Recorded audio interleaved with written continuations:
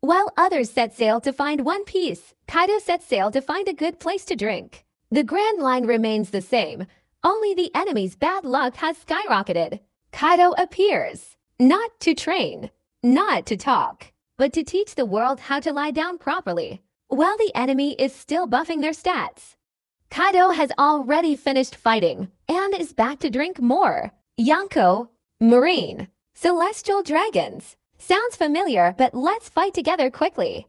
This isn't a journey to become stronger, but a journey where Kaido makes others weaker. The ultimate challenge begins with us. Awesome and entertaining. You'll be hooked. The Blackbeard Pirates, similarly, were shocked by the news of the Beast Pirates merger with the Big Mom Pirates. Blackbeard Teach, who had been acting all arrogant and aggressive from the beginning, was undoubtedly increasing the difficulty of becoming the Pirate King. The corrupt king said incredulously the Big Mom Pirates have merged with the Beast Pirates, and Big Mom Charlotte Lin Lin has become the vice captain. What a grand scheme! With this happening, how can other pirates compete with them? Unless several forces unite to fight against the newly formed Beast Pirates, they will be gradually wiped out sooner or later. The only ones likely to cooperate are probably the Whitebeard Pirates and the Red Hair Pirates, Van Augur replied, carrying a sniper rifle. Blackbeard Teach's gloomy expression couldn't hide the fear deep within him, but he suddenly broke into a laugh and said, "Ha ha ha, then we don't need to stick our heads out. Let them fight it out. I also intend to cooperate with the Navy. I believe that facing such a powerful enemy, the Navy will definitely be very willing to cooperate." Cooperate with the Navy, that's a pretty good idea. Shiryu of the Rain also agreed with Blackbeard Teach's decision. For the Blackbeard Pirates, this decision was indeed the safest at the moment. After all, facing the might of the Beast Pirates, they had to hide. Once they were targeted by the Beast Pirates, they would probably be wiped out. Burgess laughed and said, "Ha ha ha, so does that mean we can temporarily avoid the risk of being wiped out by the Beast Pirates?" "Idiot, you can't say such things." Devon directly criticized Burgess. They didn't want to be wiped out by the Beast Pirates shortly after escaping Impel Down. That would be worse than staying in Impel Down. At least they could survive. Lafitte, pacing around with his sword, said, "Captain Teach, since we want to cooperate with the Navy again, leave the negotiations to me." Ha ha ha. Blackbeard Teach, hearing Lafitte volunteer, smiled contentedly and said, "All right, I'm very confident in you, Lafitte." The last time Lafitte handled the matter of becoming one of the 7 warlords of the sea, Blackbeard Teach was equally confident in entrusting it to Lafitte again this time. No matter what, Lafitte was a highly reliable and efficient subordinate. Shiryu of the Rain lit a cigar and said, "We've been here for a very long time, and we have to keep a low profile. It's really significant. The Navy and the world government are probably facing such a huge crisis for the first time in 8 to 100 years. As a former member of Impel Down under the world government's banner, Shiryu of the Rain had some understanding of the world government's power. At the same time, while shocked by Kaido's rapid rise in strength, he also wondered if the world government could handle it. Shiryu of the Rain exhaled a puff of smoke from his cigarette and continued, "No need to thank me. Kaido of the Beast Pirates' ultimate goal is the world government, so we should definitely hide behind the scenes, wait until they fight each other to a draw, and then we'll reap the rewards. This is the best approach for us right now." The Blackbeard Pirates nodded in agreement. Indeed, they couldn't confront the Beast Pirates directly. That would be suicidal. Therefore, letting the Beast Pirates clash with the world government while they remained behind the scenes reaping the benefits was the most correct choice. Blackbeard Teach laughed wildly, saying, "Thief ha ha ha, Shiryu of the Rain. You're really to my liking, you little rascals. It seems we'll have to hide our livelihoods for a long time to come. But if there's an opportunity, we must attack without hesitation." "That's right," the drunkard replied drowsily. No one knew if he was drunk or just pretending. Doc Q, leaning on his horse's back, said sickly, "If it weren't for Kaido of the 100 Beasts suddenly becoming incredibly powerful, I guess Captain Teach would already be a Yonko by now." HMPH. Blackbeard Teach scoffed. In truth, Blackbeard Teach was also very annoyed about Kaido of the 100 Beasts suddenly becoming incredibly powerful. The immediate goal was to completely disrupt his plan. Otherwise, he wouldn't be in such a passive position now, having to conceal his actions for fear of being noticed by Kaido. However, in Blackbeard Teach's view, there's still a chance. Kaido of the Beasts has grown so rapidly that there are certainly many who don't want him to become so powerful. That's it. This unseen event gave Blackbeard Teach a slight advantage. He had waited for the Yomi Yomi Nomi for decades, and a few more years wouldn't hurt. Blackbeard Teach could wait. All that mattered was that he ultimately obtained the victorious fruit. Lafitte, with white wings spread behind him, circled around holding his sword and said, "Captain Teach, I'll set off now." "Go ahead." Blackbeard Teach waved his hand, signaling Lafitte to depart, and laughed. "Hey, next, I'll wait for your good news, Lafitte." "All right, Captain Teach, leave it to me." Lafitte replied, then flew away. The wine barrel watched Lafitte fly away and asked, "Captain Teach, Lafitte has set off. What should we do now?" "Just wait." Blackbeard Teach replied later, then pointed to Van Augur and instructed, "Van Augur, I'll leave the patrol duties to you."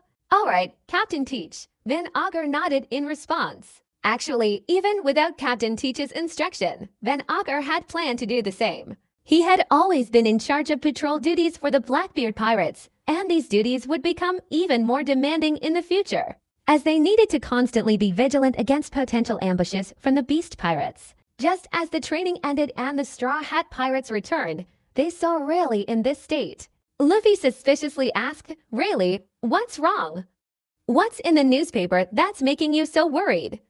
"Is it news about Kaido of the 100 Beasts?" While asking, Luffy also suspected it might be related to news about Kaido of the 100 Beasts. After all, what other news could make Rayleigh so agitated? Rayleigh looked up at Luffy and slowly said, "Luffy, your dream of becoming the Pirate King is infinitely more difficult than Roger's." After saying this, Rayleigh pushed the newspaper towards them. Immediately, everyone in the Straw Hat Pirates looked at it together, and they were shocked. Because Rayleigh was right, judging from the current situation. If Luffy wants to become the Pirate King, he must defeat the powerful force led by Kaido. But with only a few members of the Straw Hat Pirates, how could they possibly confront Kaido's immense power? Undoubtedly, it would be suicide. There was no chance whatsoever. Luffy lowered his head. He knew Rayleigh and his crew were worried, but Luffy didn't want to give up his dream like this. Then, slowly raising his head, he said with unwavering determination, "No matter how difficult it is, I will go down there, unless I die on the way." Luffy is like that. After we finish eating, I want to continue training, trying to ease some of the pressure on Luffy, Zoro said, taking the lead after Luffy finished speaking. Sanji lit a cigarette and said, "Thinking too much is useless. Just focus on doing your best." "That's right." Frankie nodded in agreement. The Straw Hat Pirates, whose spirits had been low for a short while, quickly regained their vitality. Rayleigh looked at these energetic young men, a joyful smile on his face. Youth is wonderful, full of energy and afraid of any difficulty. Rayleigh chuckled and said, "So, after we finish eating, we'll begin a new round of training. I'll tell you beforehand, the training will increase later. Haha, come on." "Really, no matter how much it increases, I'll persevere." Straw Hat Luffy patted his chest, his resolve unwavering. No matter how difficult the road ahead, he would persevere, unless death itself was the only thing that could stop him. Although Rayleigh didn't really care about Luffy becoming the Pirate King, he didn't want to hinder the young man's dreams. If those dreams were shattered, he would truly become a soulless shell. This is why many pirates, after failing in their quest for supremacy, fall into despair. Somewhere in the New World, on an island, the Heart Pirates were stationed. Beppo looked at his captain, who seemed gloomy, and asked suspiciously, "Captain, why do you look so unhappy?" After all, his captain's expression was too obvious. It was the kind of look that was hard to describe, but it was as if he had become like this after reading the newspaper. Seeing that the captain didn't answer, Beppo continued, "Captain, even if the Beast Pirates merge with Big Mom's Pirates, it doesn't really concern us. As long as we don't provoke them, they probably won't pay attention to insignificant figures like us." This was Beppo's perspective. After all, such a powerful figure would only pay attention to other four emperors, or the navy, or the world government. He wouldn't possibly pay attention to them. They weren't that important, and besides, his captain, though famous, wasn't that ostentatious. Trafalgar Law took a sip from his wine flask and said, "Beppo, you don't know, my enemy is Doflamingo." That Doflamingo, one of the 7 warlords of the sea. Beppo had also heard of Doflamingo's name. Trafalgar Law continued, now Doflamingo is cooperating with the beast pirates, and if I try to take him down, things will become complicated. I might not even succeed and end up dying halfway. To Beepo, Trafalgar Law expressed his deepest concern. Attacking Doflamingo meant attracting the attention of the beast pirates, and thus the probability of successfully dealing with Doflamingo would plummet. Beepo had some conjectures about why his captain was so fixated on Doflamingo. Mainly, the captain hadn't told him the real reason. Much of it was based on his own speculation. Therefore, Beepo cautiously reminded him, Captain, why don't we temporarily give up on dealing with Doflamingo? Let's see if there's an opportunity in the future. Honestly, I don't want you to take such a risk. Let there be no opportunity in the future, but rest assured, I won't implicate you. Trafalgar Law also had good intentions. Now that the day had truly arrived, he didn't want to implicate his crew. After all, this was a personal feud between him and Doflamingo and had nothing to do with his crew. Furthermore, Trafalgar Law didn't want to involve them.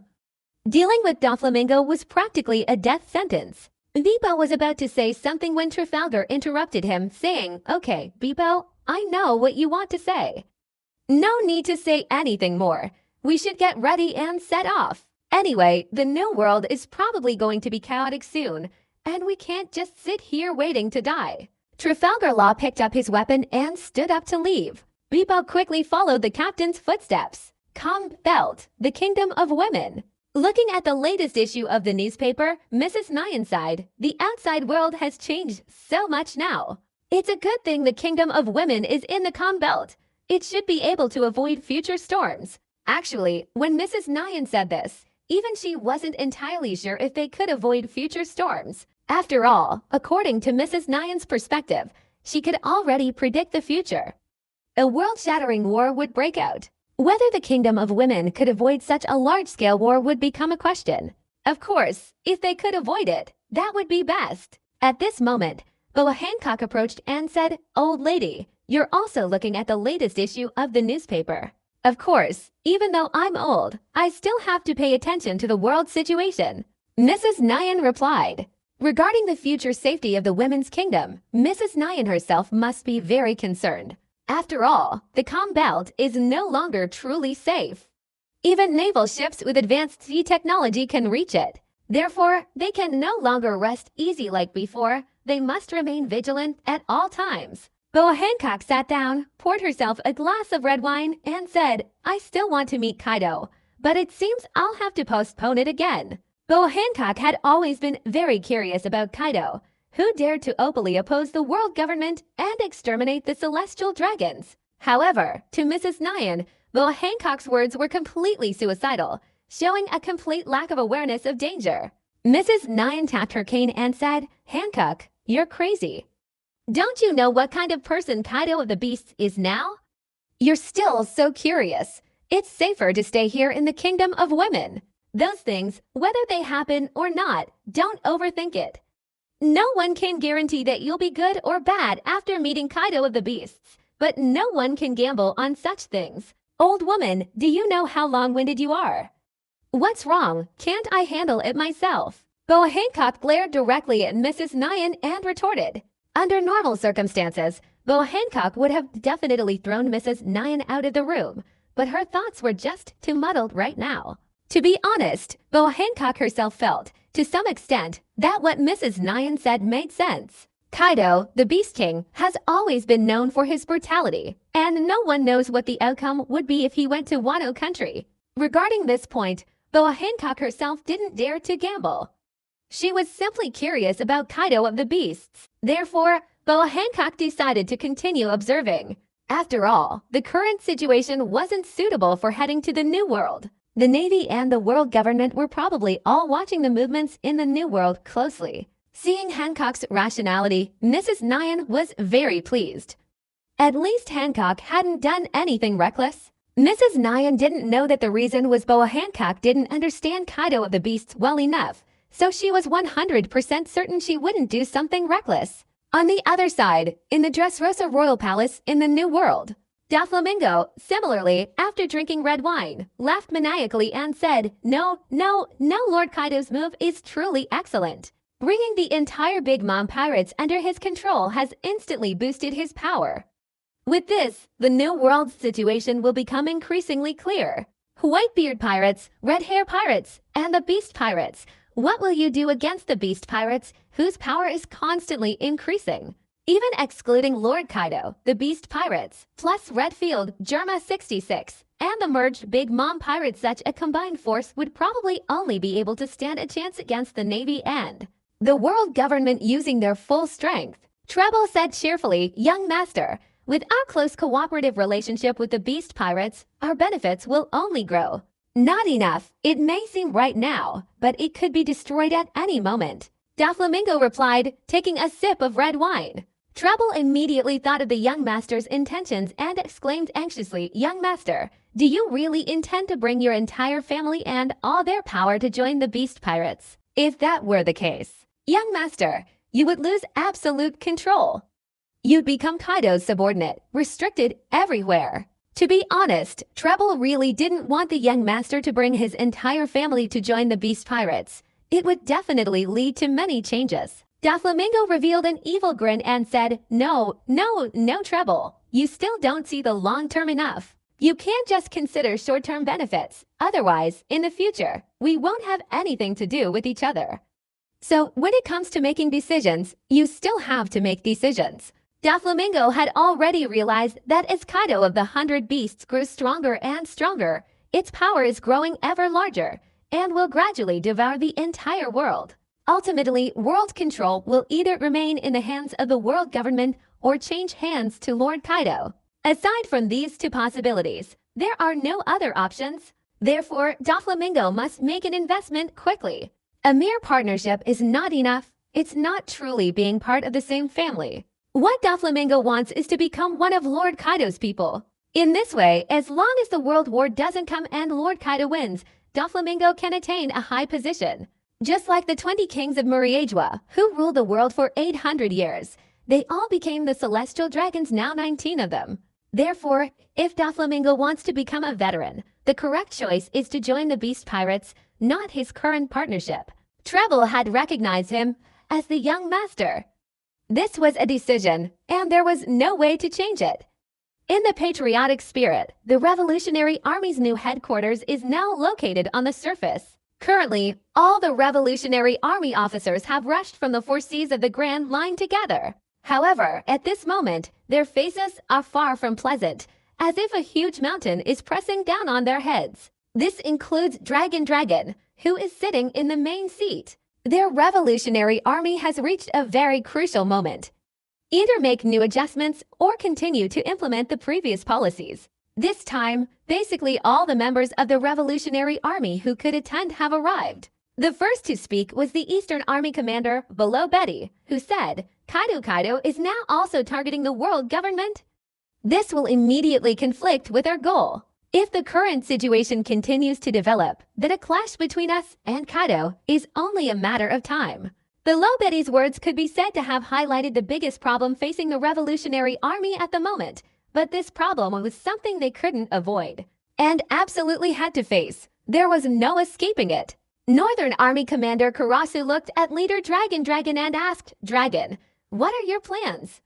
Or do you have a more secure plan? As Betty said, we must face it. Everyone present turned their gaze towards leader Dragon, who sat in the main seat. Dragon understood their meaning. They were simply worried about the Revolutionary Army clashing with the current beast pirates. Once they clashed, Dragon could imagine the consequences. However, as the leader of the Revolutionary Army, Dragon couldn't be confused or retreat. Only in this way could he set a good example and lead the Revolutionary Army in reconciliation. Dragon glanced at the crowd before saying, since its inception, our Revolutionary Army has faced countless dangers and overcome various difficulties to reach where we are today. All thanks to the efforts of all of you. Now, our Revolutionary Army faces an even greater problem, the beast pirates. However, our goal remains the world government, not the beast pirates. Furthermore, the beast pirates' target isn't us, so we don't need to worry too much. It's simply a conflict of goals. Having a common objective makes cooperation possible. However, I wouldn't mind cooperating with the beast pirates. Our revolutionary ideology is to bring the life the world desires. Regarding the conflict between the beast pirates and the world government, let them fight it out. This will also reduce the pressure on us. We don't need to worry too much about how the situation will change afterward. Let's take things one step at a time. Our revolutionary army's actions should be even more low-key. Currently, the world government's attention is focused on the beast pirates, and this is our opportunity. Only those who ultimately succeed are truly successful. Success halfway isn't true success, and vice versa. Stopping them midway doesn't mean we've lost our chance. Dragon spoke at length, aiming to stabilize the revolutionary army's morale and prevent the beast pirates from negatively impacting their internal affairs. Ivankov immediately stood up in strong support, saying, "Our leader Dragon is right. The first thing we need to do now is stabilize ourselves." Furthermore, Kaido of the Beasts currently has no intention of targeting our revolutionary army. So, according to our leader's wishes, during this time, while the world government is distracted and unable to focus on us, we can accomplish even more. With Ivankov's words, everyone's mindset adjusted. In fact, Ivankov himself had been confused just moments before, unsure of what to do in the future. It could be said that he was deeply afraid of Kaido's rapid rise in power. Kaido was growing stronger with an unstoppable momentum. Moreover, Kaido's ultimate goal was the world government, which was the same as their revolutionary army's goal, creating a conflict. This type of conflict arises, and there's another, much greater possibility. It could lead to a full-scale battle between two sides with the same objective. This kind of thing happens frequently across all major and minor forces in the world. Therefore, Ivankov was extremely worried and frightened. However, after hearing Dragon's words, Ivankov regained his composure. His own state of mind was unstable, and after Dragon finished speaking, Ivankov immediately stood up and wholeheartedly supported the action. He also needed to help Dragon stabilize the morale of the entire revolutionary army. This aspect of morale was very important. After all, their revolutionary army wasn't doing anything trivial. They were dealing with the world government. Any unexpected events along the way would render their efforts futile, ultimately resulting in losses. Below Betty, Lindbergh, Morley, Karasu, Ahiru, Wave, UC Arnold, Sand Dragon, Lightning, Koala, Terry Giltio, Hack, Bunny Joe. All of these revolutionary army members are just beginning to radiate their new brilliance. Their leader, Dragon, was right. They've encountered countless obstacles along the way, and there's no need for Kaido's rapid rise in strength to cause their emotions to fluctuate. That kind of thing is a sign of instability. Lindbergh said, "So next, shall we continue our operations in various countries?" Agreed. Morley nodded in agreement. At that moment, someone entered the conference room, and everyone greeted them warmly. Koala excitedly said, "Sabo, you're finally back. I was worried you might have encountered some trouble on the way, but it seems you were unharmed." Sabo smiled and replied, "Everyone, I'm sorry to have worried you." The mission was successfully completed. Dragon nodded in satisfaction. He was still very confident in his favorite disciple's abilities. Otherwise, he wouldn't have allowed Sabo to sit in the position of Chief of Staff of the Revolutionary Army. Ivankov chuckled and said, "It's all right. Being able to return safely is good news. As for whether the mission was successful or not, that's not important. Survival is the most important thing." "Haha, Ivan, you still like to joke like that," Sabo replied with a laugh. Dragon gestured and said, "Sabo, sit down. We'll report the situation later. We're currently discussing the Revolutionary Army's next course of action, and you can join in." "All right, leader." Sabo took off his hat and sat down next to Koala. Koala whispered, "Sabo, did you get hurt this time? If you did, don't resist, tell me, and I'll put some ointment on you." "No, now you know my strength. How could I get hurt so easily?" Sabo quickly refused in a low voice. To be honest, Sabo didn't dare accept Koala's kindness because he wasn't injured in battle, but being hit twice by Koala, he might get hurt. HMPH. Koala snorted, knowing Sabo would refuse, but it had become a habit. Anyway, the two of them could be said to have grown up together since childhood, and they understood each other very well. Mostly, it was just teasing Sabo. As long as Sabo didn't get hurt, that was fine. The scene returns to the new world. On a small island town, Crocodile and Mr. One sit on a wooden chest, smoking cigars and reading the latest newspapers. Mr. One, without disturbing Crocodile, stands silently. After exhaling a puff of smoke, Crocodile says, judging from the current situation, I need to delay my actions. Otherwise, it might attract the attention of the Beast Pirates. Damn it, Kaido of the Beast Pirates is really something. He's already starting to stir, with some calling him the uncrowned king. Boss, what are our next steps? Are we going to continue like this? Mr. One asks. Crocodile then took another puff of his cigar and said, let's wait. The best time to act hasn't arrived yet. Facing Kaido of the Beast's rapid rise, many people won't sit idly by. We'll just quietly observe. Waiting for the most opportune moment, then striking immediately and seizing the most advantageous benefits is what we must do right now.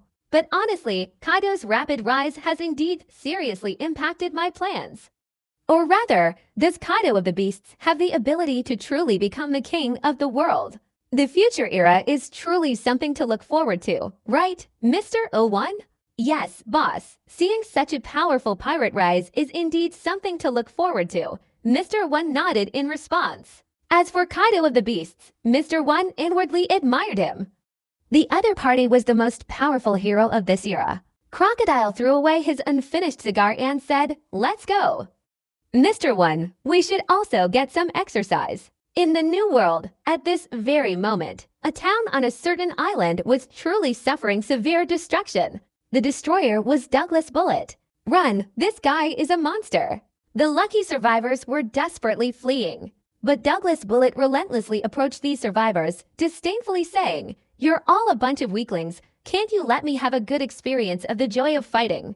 Douglas Bullet was now on the verge of rage, and the reason he was like this was all because of what he had seen in the newspaper earlier. Seeing the height that Beast King Kaido was now standing at, Douglas Bullet felt an unusual surge of anger and frustration. He grumbled angrily, they're all a bunch of useless fools. What are you saying? Kaido of the Beasts is the uncrowned king of this era. What kind of joke is that? What does that have to do with me? Now I'll let you fools know how powerful I am. One of the fleeing civilians angrily roared, if you're annoyed with Beast Kaido, go find Beast Kaido. Why vent your anger on us, ordinary people? If you have the guts, go find Beast Kaido. If you don't dare, you're just a useless piece of trash. Ha ha ha. Douglas Bullet, hearing this, couldn't help but burst into maniacal laughter, saying, calling me a useless piece of trash. Then you fools, let me show you whether I'm a useless piece of trash or a monster. As soon as Douglas Bullet finished speaking, the Gashagasa no Mi ability within him activated. Everything around him continuously merged into Douglas Bullet's body. Douglas Bullet's body rapidly expanded, eventually transforming into a towering giant hundreds of meters tall. The fleeing civilians, witnessing this scene, were all terrified and sat motionless on the ground. This sight was truly horrifying. Even those who had previously insulted Douglas Bullet were now wide-eyed. Douglas Bullet laughed maniacally, saying, ha ha ha, what a bunch of fools. Who do you think I am? I am Douglas Bullet. I will defeat everyone and become the strongest in the world. You mere ordinary people dare to speak nonsense in front of me. Get out of here. Douglas Bullet extended his enormous fist and directly slammed it down on the civilians. Bang bang bang bang, punch after punch rained down, leaving the civilians covered in blood and gore. Douglas Bullet showed no sign of stopping. After completely destroying the entire island and turning it into a town, Douglas Bullet finally stopped, dismissively saying, a bunch of fools who don't know their limits. At Marineford headquarters, in the Admiral's office, Kuzan was busy approving documents when a phone rang. Beep beep beep. Kuzan picked up the phone and answered, immediately hearing the voice of Gorosei Topman Valkyrie Saint. Kuzan, to countries that have joined the alliance in the New World have been constantly calling to complain. Douglas Bullet isn't causing trouble. Please arrange for an admiral to handle this quickly, lest it tarnish the world government's reputation. After hearing this, Kuzan slowly replied, I'm very sorry, Gorosei, but all 3 admirals are currently on missions and have been away. Otherwise, the world government could arrange for someone to handle it. Kuzan, what are you saying? Are you openly defying the world government's orders? Do you still want to remain in your position as Marine Admiral? Gorosei Topman Valkyrie Saint's anger was rising sharply. Since becoming Marine Admiral, Kyuzen had increasingly disregarded the world government, and this had caused the Gorosei to have a very strong opinion of him. Facing the Gorosei's fury, Kyuzen remained calm and continued. Kizaru is supervising the latest Pachi Fiesta progress. Fujitora is traveling the four seas, keeping an eye on the Revolutionary Army's actions. As for Akainu, he's protecting the Celestial Dragons. After all, the Celestial Dragons' movements are of utmost importance. Isn't that right, Gorosei Topman Valkyrie Saint? Kyuzen's words, spoken indirectly and with a hint of sarcasm, were also heard by Gorosei Topman Valkyrie Saint. However, this wasn't the time for a real conflict with Kyuzen. After all, they still had to face the formidable enemy, Kaido of the 100 Beasts. It wasn't just the Navy that was in a precarious situation, the world government was even more so. For all these years, the Gorosei had never felt such immense pressure. And this pressure basically stemmed from Kaido of the 100 Beasts' rapid rise to power. This was the most troublesome aspect for the Gorosei, and now another Douglas bullet had appeared, seeking attention everywhere. And even from countries that had joined the world government's alliance. If you hadn't sought out countries that had joined the alliance, in that case, the Gorosei could turn a blind eye and pretend not to know, but the world government's countries joining the alliance couldn't. If they ignored this, who would dare to join the world government or become an allied nation in the future? Shouldn't we just break away from the world government? Therefore, no matter what, outwardly, we must do our best. So Topman Valkyrie Saint ordered, Kyuzen, with your current state, temporarily suspend Akainu's mission to protect the Celestial Dragons and go to the New World to deal with Douglas Bullet. This is the most important mission right now. Ahem. Kyuzen scratched his head and slowly said, I'm sorry. Gorosei Topman Valkyrie Saint. Although I, Kyuzen, am a Marine Admiral, unfortunately, Akainu doesn't obey orders. So, Topman Valkyrie Saint, you'd better find another way. Kyuzen's words left absolutely no room for maneuver for Gorosei Topman Valkyrie Saint, and he also disregarded his own reputation, showing that the Admiral was not obeying the Marshal's orders. The current state of the Navy's internal structure was already in serious trouble, and the Navy's current state inevitably required Gorosei intervention. Therefore, Kyuzen's words were also a veiled warning to the Gorosei.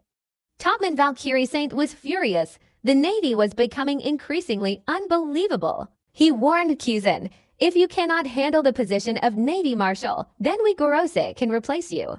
You must understand that.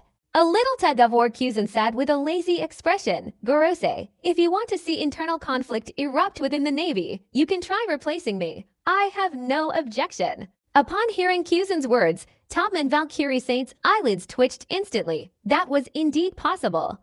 Replacing Kyuzen with Sakazuki would give them a 95% or higher chance of fighting. Once a fight broke out, it would give the enemy even more opportunities. The Navy and the world government were already walking on thin ice. Topman Valkyrie Saint wasn't stupid. He understood the gravity of the situation. So he changed his expression and said with a smile, Kyuzen, you Navy members should be united. Any problems can be discussed openly. Working together to build a strong Navy is your responsibility. As for Sakazuki over there, tell him to carry out this mission. If he dares to disagree, tell him I said so. I understand. Kyuzen calmly replied, then hung up the phone. In this confrontation, Kyuzen could be said to have a slight advantage. If it weren't for the immense external pressure, the Gorosei would never have conceded. Kyuzen understood that point very clearly. Kyuzen and Sakazuki were locked in a battle. A victor was inevitable sooner or later. It couldn't just drag on indefinitely. In the Holy Land of Murieijwa, two Gorosei were present in the Gorosei meeting room, while the other three were absent. Topman Valkyrie Saint directly threw his phone to the ground, coldly saying, Kyuzen, once we've dealt with Kaido of the 100 Beasts, we'll immediately cripple you. Do you really think that just because you've become a Marine Admiral, we can't do anything to you? Another Gorosei present, Shepherd Repeater, advised, there's no need to get angry. No matter how Kyuzen struggles, the Marines will always remain under our control. Right now, we don't need to interfere too much in the Marines' internal affairs. First, we need to gradually eliminate the external enemies, and then we'll naturally have enough energy to slowly purify the Marines internally. That's true. Topman Valkyrie Saint also regained her composure. Having long held a high position, Kizun's insubordination had caused Topman Valkyrie Saint to erupt in anger. West C. After hanging up the phone, Sakazuki's eyes narrowed coldly as he said in a low voice, "Douglas Bullet. These guys, ever since escaping from Impel Down, have been restless and causing trouble everywhere. Well then, let me slowly send you all to hell." A short while later, Vice Admiral Doberman approached Admiral Akainu and reported, "Admiral Akainu, I've come to give you some instructions." I'll leave it to you." Akainu lit a cigar and replied. Not far away, several celestial dragons were arguing amongst themselves. "Sakazuki, what's going on? As an admiral protecting the celestial dragons, you're leaving halfway. And you're sending a vice admiral to protect us." But Sakazuki didn't pay attention to the celestial dragons either. The Gorosei had already issued an order. And it could be said that Sakazuki's act of protecting the celestial dragons on their way to the West Sea was already considered fulfilling his duty. 2 days later, Akainu arrived in the New World on a world government-owned warship. Akainu stood majestically at the bow, his gaze fixed straight ahead, approaching the island where Douglas Bullet was located. A Marine soldier respectfully reported, "Admiral Akainu, according to intelligence, Douglas Bullet is on that island." Akainu calmly replied. Akainu was confident he could capture Douglas Bullet alone. For Akainu, as long as the opponent wasn't Kaido of the Beast Kingdom, he was confident he could fight anyone else, even Whitebeard. On the island, Douglas Bullet sat on a rock, eyes closed, meditating. He opened his eyes and whispered, "So they've arrived. The Navy, Admiral Akainu. Ha ha. Do they think being an admiral can take me down?" Initially, Douglas Bullet thought the Navy would send 2 admirals to capture him, but instead, they only sent 1. This made Douglas Bullet extremely uncomfortable, feeling underestimated. Therefore, he decided he would give Admiral Akainu a harsh lesson later to make the Navy understand the consequences of underestimating him. In Douglas Bullet's eyes, there was only one opponent he could truly confront, Kaido of the Beast Kingdom. As for red-haired Shanks, or Big Mom Charlotte Linlin, even Whitebeard, in Douglas Bullet's eyes, were all insignificant. The warships arrived at the island later. Akainu jumped aboard and landed on the island, then immediately sped towards Douglas Bullet's position. Douglas Bullet also stood up, sneering, "It's you. Sakazuki, the Navy sent you here. I'm afraid you're not worth paying attention to. Do you want me to wait for you to send more reinforcements? Haha, Douglas Bullet, you're really arrogant. I'll make sure you can't laugh anymore." Sakazuki's eyes gradually turned icy cold. This Douglas Bullet, according to Sakazuki, was already a dead man. Douglas Bullet and Sakazuki didn't waste any words, and upon meeting, they both swung their fists. One fist was covered in astonishing Busoshoku Haki and Heishoku Haki, while the other was a concentrated, scorching lava fist. Bang! The moment their fists collided, the entire ground split open, and then Douglas Bullet and Sakazuki quickly swung their fists. The two continuously clashed. Through their rapid exchanges, Douglas Bullet and Sakazuki both assessed each other's strength, concluding they were both at the admiral level, with little difference between them. Given this situation, determining a winner in a short time was impossible. Sakazuki, fighting alongside him, loudly questioned, "Douglas Bullet, you escaped from Impel Down. And instead of hiding properly, you dare to cause trouble. Do you think the Navy can't handle you?" Haha, Douglas Bullet retorted with a cold laugh. "Akainu, do you Navy have that kind of strength? You're all just a bunch of useless trash. You trashy Marines, trampled underfoot by Kaido of the 100 Beasts, dare to speak so presumptuously in front of me." Douglas Bullet showed utter contempt for the Navy, even for their admirals. Douglas Bullet continued mockingly, "What else is there to say? The Navy is the world's strongest force. Simply laughable. A bunch of trash grouped together. What kind of strength could they possibly have? Just a motley crew." Akainu, hearing the Navy being so powerfully ridiculed by a mere pirate, also flew into a rage and shouted, "You're finished, Douglas Bullet. Today, I, Sakazuki, will put my words here and now. You will definitely be killed by me today. It's you who should be killed by me." Douglas Bullet clenched his fist, infusing it with a large amount of Busoshoku Haki. The Navy dared to underestimate him like this, only sending out Admiral Akainu. Douglas Bullet would make them understand that underestimating him would come at a heavy price. Sakazuki became increasingly ferocious as the fight progressed. He had been suppressing his emotions for some time now, and he wanted to vent them all on Douglas Bullet. Douglas Bullet felt the same way. He became more and more frenzied and even more reckless. Both completely abandoned defense, focusing only on attacking each other, aiming to eliminate the other as quickly as possible. This was the true intention of both Douglas Bullet and Sakazuki. After nearly half an hour of continuous fighting, realizing neither could gain the upper hand, Douglas Bullet took the lead in activating his Devil Fruit ability. Immediately, a large amount of structures began to dissolve into his body. As Douglas Bullet's body expanded, the Soshoku Haki enveloped his entire massive frame. Seeing this, Sakazuki smirked and said, "Haha, Douglas Bullet, your strength is indeed extraordinarily commendable. To be able to make me unleash my full power in battle, a dangerous character like you only makes you even more formidable." Sakazuki admired Douglas Bullet's strength, but that didn't mean he would let him go. After all, this guy's danger level was unusually high, and he had to be dealt with quickly. Transformed into a gigantic figure, Douglas Bullet angrily shouted, "Akainu, I know you haven't used your true strength yet. Come on! Let me feel the power of your Magumadu no Mi fruit ability." With such a huge body, completely covered in Bisashoku Haki, how long can your Bisashoku Haki last? Sakazuki was also unusually surprised by Douglas Bullet's frenzied fighting style. Without an incredibly high level of Bisashoku Haki, he wouldn't dare fight like Douglas Bullet. It was a completely insane fighting style. It was nothing but madness, but Sakazuki also enjoyed it. This kind of incredibly refined fighting style could only be felt against an equally matched opponent. Under other circumstances, it was definitely unattainable. Up until now, Sakazuki had only faced overwhelming opponents, and crushing them no longer held any interest for him. Now, facing Douglas Bullet, Sakazuki's passion was rekindled. Fighting should be like this to truly experience the joy. Immediately, Sakazuki activated the awakened power of his Magumadu no Mi Devil Fruit, his body transforming into molten lava and beginning to expand.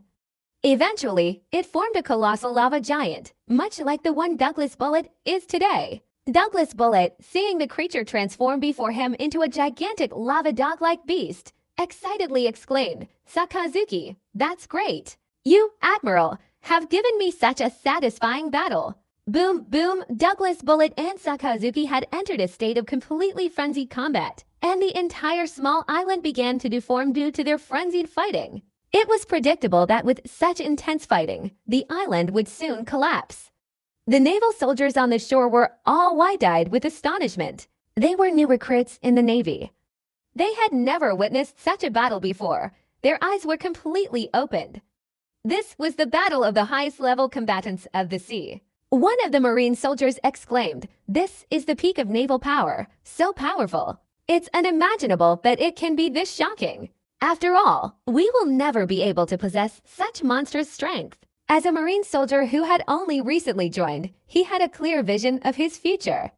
It was impossible for him to ever possess the same level of strength as Admiral Akainu. Unless he could experience it in a dream, another Marine soldier chimed in. "If Douglas Bullet and Admiral Akainu are so powerful, how terrifying must Kaido, the so-called super monster, be? I heard that Kaido single-handedly fought against all of our Marines' top-tier fighters, plus Togurose, and still managed to win." According to this person's words, the Navy soldiers here seemed to be terrified by something. Although they hadn't witnessed it firsthand, after seeing Douglas Bullet and Admiral Akainu's exaggerated battle, they couldn't even imagine Kaido's strength. Just imagining it made them tremble inwardly. One can imagine how terrifying that must have been. Another Navy soldier with a strong sense of justice bravely said, "We, as the side of justice, will ultimately defeat the evil pirates. Justice will prevail." After this Navy soldier said this, other Navy soldiers with a sense of justice also responded, "Yes, justice will prevail. Justice will prevail. Justice will prevail." They didn't know that, deep down, they were all extremely frightened. Shouting slogans was merely a way to mask their inner terror. No, simply imagining the terrifying Kaido of the 100 Beasts and the powerlessness of the Navy and the world government would instill intense dread of the future. No one knew if they would be killed the next second. Just watching Admiral Akainu and Douglas Bullet fighting in the distance was enough to know. Even ordinary Navy soldiers like them, if they were provoked, would surely perish. It would be strange if they weren't afraid. On the battlefield, whether it was Sakazuki or Douglas Bullet, both of them unleashed deadly attacks, aiming to kill their opponent. They held nothing back, nor did they conserve any energy. Each move was delivered with maximum force. As for injuries, Sakazuki and Douglas Bullet had both completely forgotten about it. As the battle progressed, both Sakazuki and Douglas Bullet accumulated more and more injuries. It could be said that both of them were fighting with bloodshot eyes, their only goal being to kill the other. Sakazuki hadn't expected Douglas Bullet's strength to be so great, to be able to fight him to a draw. Initially, Sakazuki thought that even if Douglas Bullet was very powerful, he could only last a few dozen minutes. The destructive power of the Magumatu no Mi fruit could directly crush anyone weaker than him. But encountering an equally matched Douglas Bullet was giving Sakazuki a headache. Based on the current development of the situation, Sakazuki thinks defeating Douglas Bullet won't be so easy. In the end, all his efforts might be wasted. Sakazuki and Douglas Bullet fought fiercely for nearly 4 hours. The entire island had been completely transformed, their destructive power incredibly formidable, all involving large-scale attacks. Therefore, the damage they caused was on a massive scale. Just as Sakazuki and Douglas Bullet were locked in their most intense battle, someone arrived from the distant sea, landing on a wooden plank. The terrified Marine soldiers, upon seeing the newcomer, instantly cheered excitedly, "Great! Admiral Fujitora has arrived! With this, we can quickly take down Douglas Bullet with Admiral Akainu." "That's right! We finally see hope!" Another Marine soldier excitedly chimed in. At first, they were very worried about whether Admiral Akainu could ultimately defeat Douglas Bullet. After all, Douglas Bullet's fighting power was truly formidable. In their eyes, he was in existence on the same level as an admiral. As Fujitora approached, Sakazuki and Douglas Bullet both sensed the arrival of a powerful figure and cast glances in his direction. Sakazuki suspiciously asked Fujitora, "Why is he here too? Damn Marines, are they pulling this stunt again?" Douglas Bullet, however, was extremely annoyed. Back then, he too had been ambushed and surrounded by the Marines, ultimately being imprisoned and impaled down. In a one-on-one fight, Douglas Bullet had never feared anyone. After arriving at the battlefield, Fujitora slowly said, "It seems I haven't arrived too late. Since you're here, let's all surround and capture Douglas Bullet." In Sakazuki's eyes, any means necessary to subdue the pirates were considered righteous. The hot-tempered Douglas Bullet, unafraid of such words, roared angrily, "You useless Marines, come on. No matter how many of you come, you won't defeat me." Immediately, Douglas Bullet confronted Fujitora, unleashing a massive, combined fist. Facing the enormous fist that tore through the air, Fujitora remained expressionless, drawing his katana in an instant. Gravity Blade, Fierce Tiger. A powerful counterattack from the Zushi no Mi ability swept towards Douglas Bullet's incoming fist. Boom, the attack collided, blocking Douglas Bullet's attack. But before Douglas Bullet could recover, Sakazuki had already lunged at him. A powerful rock-shattering fist strike immediately came down aggressively. Douglas Bullet had no choice but to use Bisashoku Haki to withstand Sakazuki's Magumadu no Mi Devil Fruit ability attack. However, even with Bisashoku Haki blocking it, the awakened ability of the Gasa Gasa no Mi was completely destroyed by Sakazuki's attack. Because of this, Douglas Bullet retreated from his Devil Fruit ability awakened state, reverting to his normal form, and his figure fell to the ground. Sakazuki did the same, leaving his lava giant form. He instantly lunged at Douglas Bullet, giving him no chance to catch his breath. As Sakazuki reached Douglas Bullet, he raised his lava fist and angrily shouted, "Got it! Mago!" Bang! At the critical moment, Douglas Bullet narrowly avoided Akainu's attack, raising his hand just in time to block it. If he hadn't been hit by Akainu's lava fist, the situation would have instantly turned against him. Sakazuki's face darkened as he said, "Douglas Bullet, your reaction is quite quick. But how many times can you evade my attacks?" With Fujitora assisting him, Sakazuki's confidence in taking down Douglas Bullet instantly surged. Douglas Bullet's strength was considerable, but facing the combined attack of two admirals, Sakazuki didn't believe Douglas Bullet could still turn the tables. Just as Douglas Bullet was about to retort, an invisible force of gravity instantly acted upon him. What? Douglas Bullet felt this extraordinary force of gravity and immediately frowned, quickly retreating to avoid the oppressive pressure. It wasn't until he was attacked from both sides that things became truly troublesome. Although Douglas Bullet was a brute, his fighting instincts were unusually sharp. As Douglas Bullet retreated, Akainu's Magu Magu no Mi Devil Fruit ability struck again. Great Eruption Daifunten. Helplessly, Douglas Bullet could only endure the pressure. His fist, enveloped in Bisashoku Haki, striking towards Akainu's lava fist. Boom! The moment they collided, an invisible gravitational force acted upon Douglas Bullet's body. This halted Douglas Bullet's attack and gave Akainu the upper hand. With Fujitora and Akainu attacking together, Douglas Bullet was ultimately sent flying by Akainu's lava fist. Douglas Bullet was sent flying, tumbling dozens of meters across the ground before getting back on his feet. At this moment, Douglas Bullet was seething with rage, but he hadn't lost his composure. Facing the combined attack of the two admirals, he realized he was no match for them. He was already at a disadvantage, and continuing the fight would only lead to his capture. Douglas Bullet didn't want to return to that dark, sunless Impel Down, so he needed to consider escaping and then plotting revenge against the Navy. The most urgent matter was to leave this place first. However, the reality was, Akainu wouldn't give Douglas Bullet a chance to escape. Sakazuki angrily shouted, "Fujitora, we must attack quickly. Don't give Douglas Bullet a chance to catch his breath. Capture him as fast as possible." "I understand," Fujitora replied slowly, but his actions were anything but slow.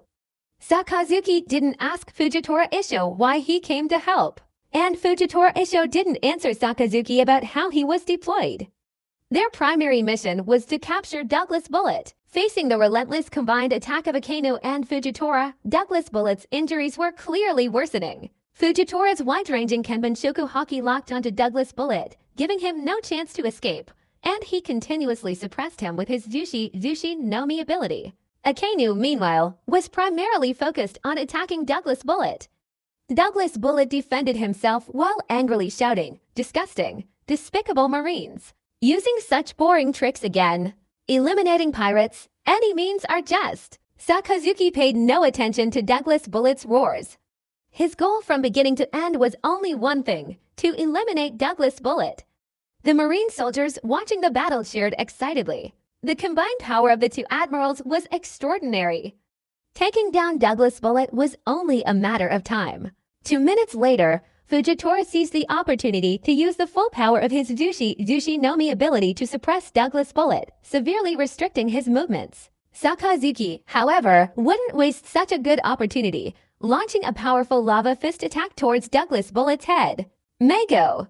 Unable to dodge, Douglas Bullet could only choose to use Bisashoku Haki to defend himself. Bang! Even with Bisashoku Haki, Douglas Bullet's head suffered serious damage, with half of his face severely burned.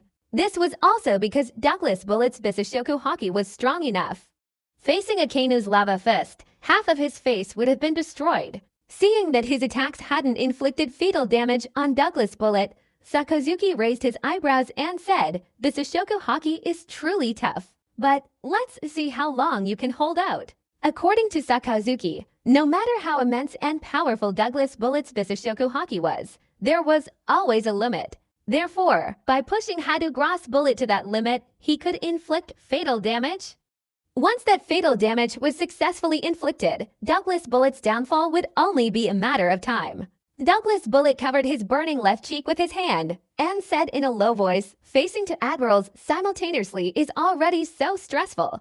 I don't know how Kaido of the Beasts managed to simultaneously confront so many Emperor-level generals." At this moment, Douglas Bullet felt a deep admiration for Kaido of the Beast's strength. He couldn't help but admire him. Douglas Bullet himself, fighting Akainu and Fujitora alone, had already felt utterly exhausted. But Kaido of the Beasts, fighting so many Emperor-level generals at once, just thinking about it made Douglas Bullet's scalp tingle. If it were a head-on fight with Akainu, Douglas Bullet wouldn't be surprised. But there was also Fujitora constantly harassing and ambushing him. This put Douglas Bullet in an extremely passive position. Even escaping was impossible. Leaving the island meant entering the open sea, and those two bastards Akainu and Fujitora wouldn't give him any time. Just as Douglas Bullet was pondering this, Akainu's attack landed again. Jiren Inu, a long-range lava attack was almost upon him. Douglas Bullet spread his arms, covering them with Bisashoku Haki, preparing to deflect the lava. However, a meteor was falling from the sky at incredible speed. A meteor! Damn it, that blind man's technique again. Seeing this, Douglas Bullet had to adjust his strategy. While blocking Akainu's attack with one hand, he also had to consider how to stop the approaching meteor. Boom, boom, a violent explosion shook the entire island, and flames engulfed Douglas Bullet's location. Fujitora slowly flew to Akainu's side and said, Douglas Bullet's aura hasn't completely dissipated, but with this attack, his condition should be weakened. If the two of us can't even deal with Douglas Bullet, then we don't deserve to be the world government's highest fighting force. Sakazuki coldly replied, Roar! Roar! Roar! Inside the meteor crater, Douglas Bullet let out a furious roar, the violent roar instantly shattering the small island. Disgusting Marines, you've completely enraged me. Douglas Bullet's eyes turned bloodshot as he stepped out of the crater, radiating intense killing intent. Fujitora, sensing this, said, So we've completely enraged Douglas Bullet, haven't we? It's just a Douglas Bullet. It's just a futile roar. According to Sakazuki, this Douglas Bullet was merely struggling and roaring helplessly. Even without Fujitora's support, Akainu himself was confident in taking down Douglas Bullet. His fighting power was among the best in the world. Whether facing red-haired Shanks or Whitebeard, Sakazuki was confident of being undefeated, except for the Beast King Kaido. And this Douglas Bullet, Sakazuki didn't even consider him a threat. He was just a brute with unhindered strength. With bloodshot eyes, Douglas Bullet charged like a madman towards Akainu and Fujitora. He didn't care about getting injured, his only thought was to attack. Crash, Sakazuki and Fujitora Isho also noticed that Douglas Bullet had completely gone berserk, only knowing how to attack and completely disregarding any defense. This kind of battle resulted in Douglas Bullet's injuries rapidly increasing, and Sakazuki and Fujitora Isho were also inevitably injured. After half an hour, Douglas Bullet was covered in blood, but still exuded a berserk aura. Akainu and Fujitora also suffered injuries of varying degrees. Douglas Bullet's frenzied fighting was giving Akainu and Fujitora a headache, and they could only fight him head-on, but they had the advantage. According to Sakazuki, Douglas Bullet was merely making a final desperate struggle. Suddenly, Fujitora turned his head to look towards the sea behind him, frowning as he said, An uninvited guest has arrived. What? An uninvited guest? Could it be Kaido of the Beast Pirates? Sakazuki immediately tensed up, fearing it might be Kaido of the Beast Pirates. If Kaido really did arrive, then he and Fujitora would be in serious danger. That monstrous Kaido was not someone they could fight against, which is why Sakazuki instantly became so nervous. He hadn't faced Kaido of the Beast Pirates before, so he might not know how terrifying he was. But having faced him himself, he knew how terrifying he truly was. Fujitora shook his head and replied, It's not Kaido of the Beast Pirates. Based on my... It's most likely the Blackbeard Pirates. The Blackbeard Pirates? That's the same Blackbeard dog Teach. Sakazuki heard that the person arriving was likely Blackbeard Teach, so he wasn't worried anymore. After all, as long as it wasn't Kaido of the Beasts, there was nothing really scary about that. On the sea, the entire Blackbeard Pirates were seated in their ship. Burgess raised both hands excitedly, laughing, Wah ha ha ha, Captain Teach. Our flanking attack this time was quite successful. To admirals and a Douglas Bullet, if we can take them all down, our reputation will instantly soar. It's not that easy. None of those three are simple. We might even find ourselves in danger. Lafitte was relatively calm. Any one of those three possessed top-tier combat power. Corrupt King laughed heartily, saying, That's more interesting. If we're going to do it, let's do it big. Exactly. The drunkard chimed in. Perched on horseback, the seemingly Odaku chimed in, It's truly amazing to see the difference in the blood of a powerful individual. Last time at the Marine headquarters, we didn't even have a chance to examine it properly. Ha ha ha, Blackbeard Teach, the captain, laughed maniacally. You little rascals, this time we're not going to collect heads. We're going to recruit Douglas Bullet. Of course, if that doesn't work, we'll just steal his devil fruit ability. Actually, Blackbeard Teach didn't want to take the risk initially, but if it succeeded, his Blackbeard Pirate's overall strength would be greatly increased. Therefore, Blackbeard Teach decided to pull this off. What if it worked? Van Augur, carrying a sniper rifle, said, "Captain Teach, we might have been discovered by the enemy. It doesn't matter. If they've discovered us, so be it." Blackbeard Teach waved his hand, indicating it was unimportant. This kind of thing was bound to be discovered anyway. After all, seeking wealth in danger meant a huge reward if successful, and a failure meant starting over again. That's what Blackbeard Teach thought. Blackbeard Teach continued to laugh. "Ha ha ha, little ones. After we land on the island, don't act rashly. Based on the situation on the scene, we'll decide how to act." On the island, after Fujitora told Akainu that someone had arrived, Akainu said, "Fujitora, when the Blackbeard pirates arrive, I'll leave them to you. This Douglas Bullet is injured, and I can take him down in the shortest time." All right. Fujitora didn't object to Akainu's words. After all, everyone was working for the Marines. 5 minutes later, the Blackbeard pirates arrived. Akainu, Fujitora, Bullet stood in front of the three men. Douglas Bullet glanced at the approaching figure, dismissively saying, "Isn't this the Blackbeard who went to Impel Down to recruit crew members before?" "Ha ha ha," Blackbeard Teach laughed in response. "It's truly rare." "Douglas Bullet, you still remember me? I have a suggestion.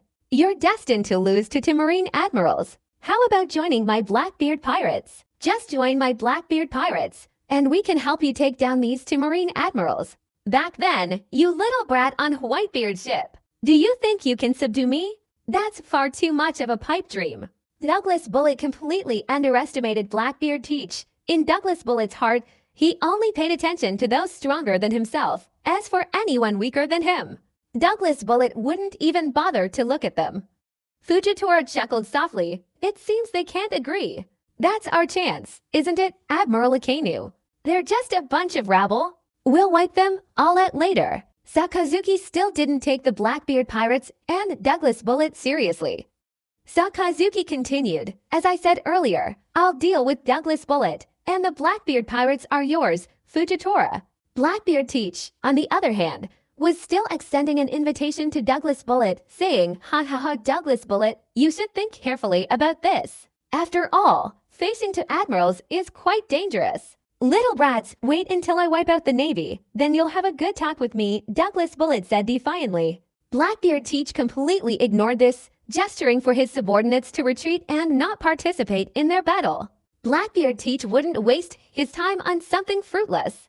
Douglas Bullet and Blackbeard Teach, without any sign of cooperation, were noticed by Sakazuki, who, even more disdainfully, said, "Fujitora, Douglas Bullet and Blackbeard Teach can't possibly cooperate. We'll just take them down."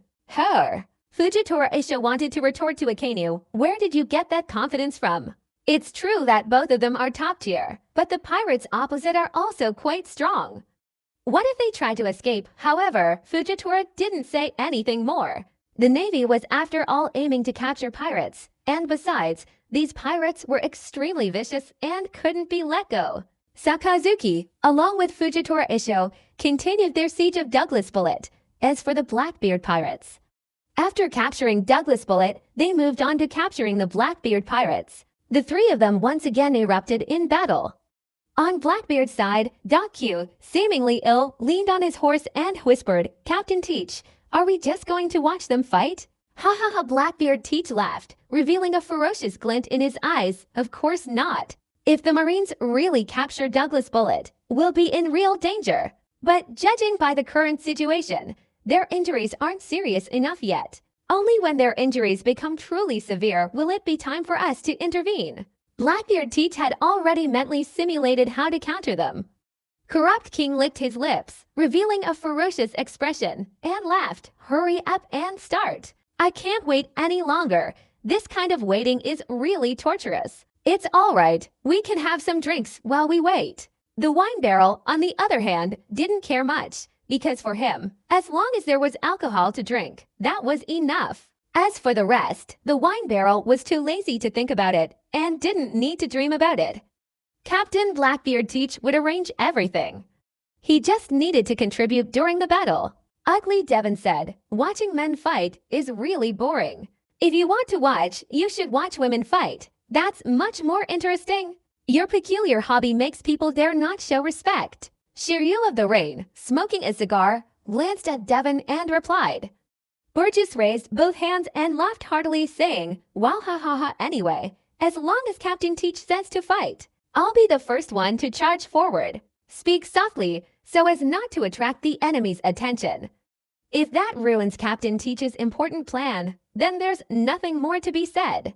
Laffit, pacing around with his sword, reminded Burgess. Only then did Burgess realize that if he were to ruin Captain Teach's important plan because of him, Burgess would truly want to kill himself. For now, the worst-case scenario hadn't happened yet. Burgess secretly breathed a sigh of relief. Van Augur, carrying his sniper rifle, said expressionlessly, "We're here to take advantage of the chaos and reap the rewards of the battle. Someone might be eyeing this place." "What?" Blackbeard Teach's eyes widened in surprise. Van Augur, this joke is absolutely not funny. Others were similarly terrified, truly afraid that Van Augur's prediction would come true, and that their Blackbeard pirates wouldn't succeed, and would be forced into a wedding dress. Currently, Blackbeard Teach feared the Beast King Kaido the most, while Whitebeard wasn't as afraid. He was extremely terrified of the Beast King Kaido's arrival. That would be a complete disaster, and he didn't know why such a monstrous creature like Kaido had appeared. Initially, after obtaining the Yami Yami no Mi fruit, Blackbeard Teach thought he could usher in his era, but then Beast King Kaido suddenly became incredibly powerful. If Blackbeard Teach had known earlier, he wouldn't have gotten the Yami Yami no Mi at all.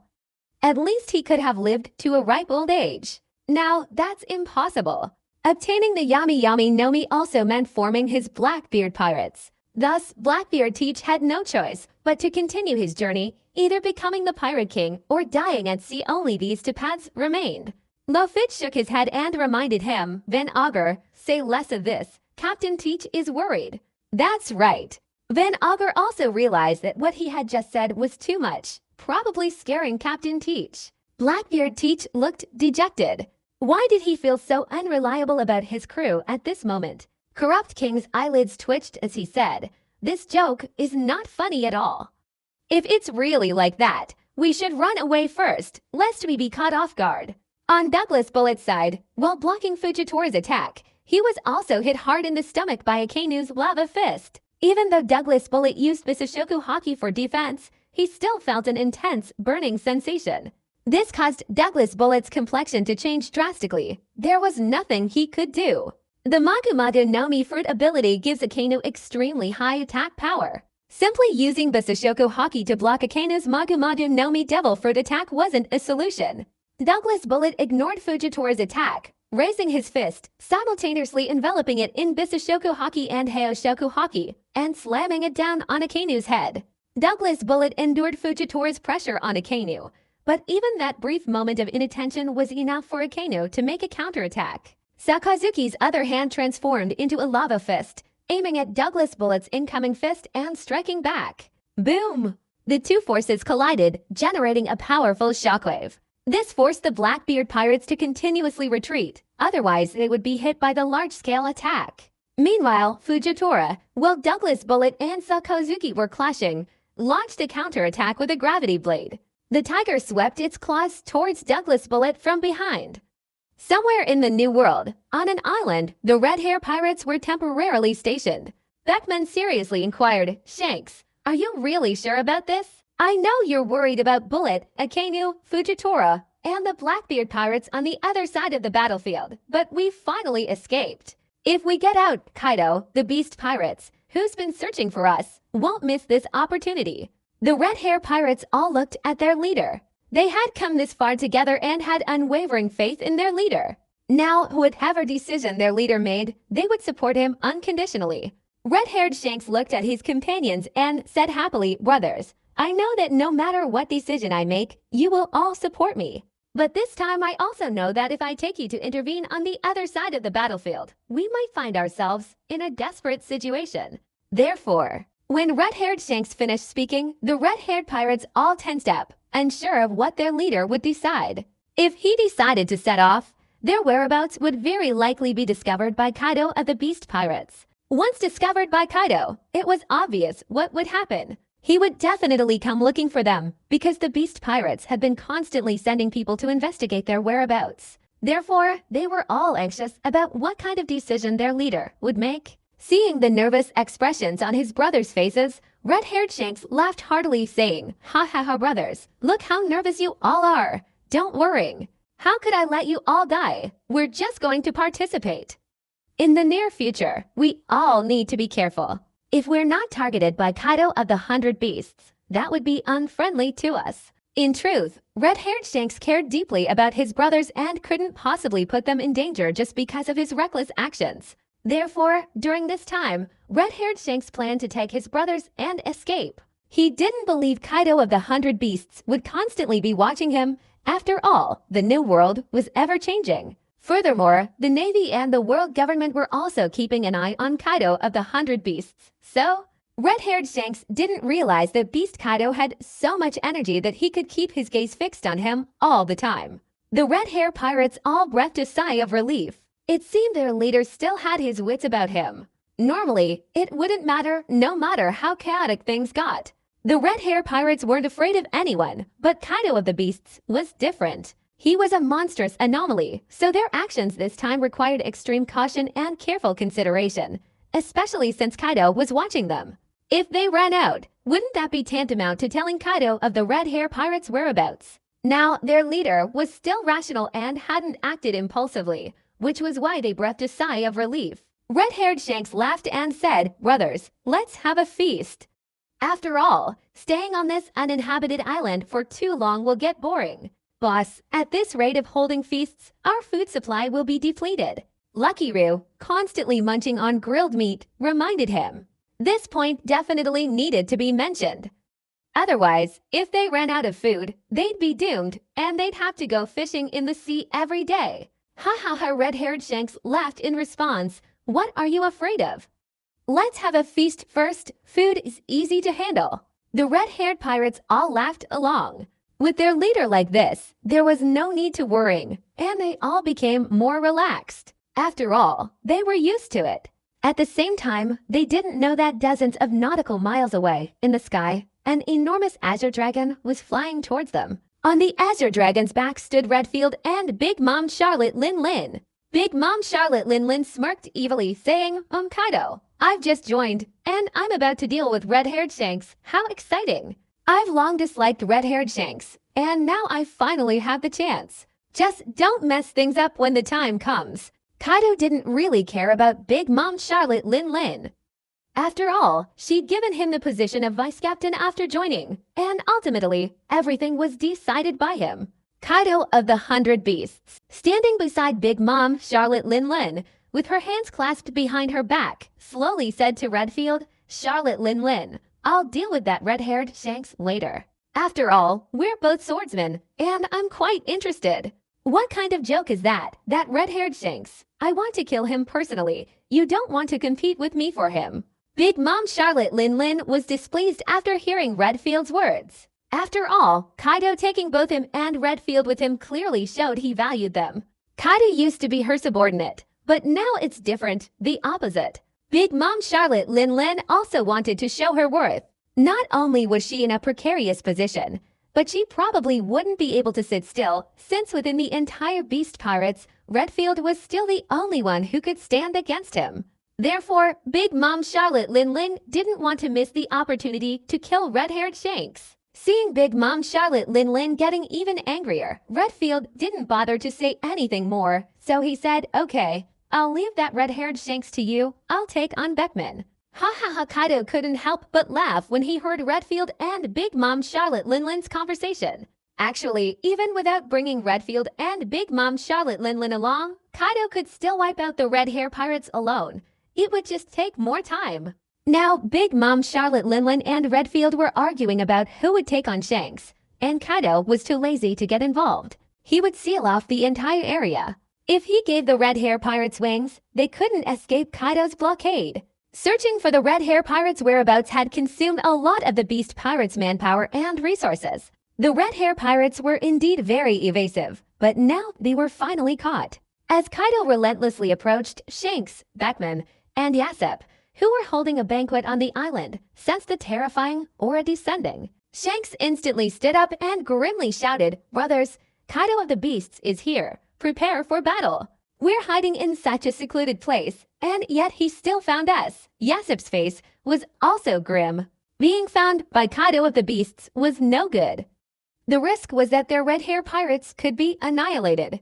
Beckman's expression was no better. He said in a low voice, "The problem is, how did Kaido of the Beasts discover our whereabouts? We were clearly sailing from the bottom of the sea to this place. This hidden route was suggested by Beckman, and now that Kaido of the Beasts had discovered it, it meant his plan had gone awry." Beckman threw away the cigarette, but in his hand and said, "Everyone, this time the responsibility lies with me. My decision was wrong, which led to us being discovered." "Don't say such things, Beckman. No one can guarantee that unexpected things won't happen at any time." Red-haired Shanks didn't blame Beckman, nor could he blame him. Beckman's contributions to the red-hair pirates were undeniable, and he was the first person to follow him. No matter who had an opinion, he couldn't have one. "The boss is right. How could we blame you?" "Vice Captain, it's just that Kaido of the 100 Beasts is so capable. He could even discover us like this." The red-hair pirates encouraged each other, facing Kaido of the 100 Beasts. A life-or-death battle was imminent, and they couldn't afford to be careless. The island was shrouded in thick, dark clouds. Shanks, the red-haired pirates, looked up and said, "Brothers, Kaido of the Beasts is here." As soon as Shanks finished speaking, an enormous dragon had emerged from the dark clouds. The immense pressure made everyone in the red-haired pirates feel immense. Even Shanks himself felt a deep sense of pressure. Yasep, seeing that besides Kaido of the Beasts, there were two others, reminded him, "Besides Kaido of the Beasts, there's also Redfield and Big Mom Charlotte Linlin. Things are getting very difficult." Kaido, having shed his Azure Dragon form, fell to the ground, followed by Redfield and Big Mom Charlotte Linlin. Kaido sneered, "Shanks, you're quite good at dodging."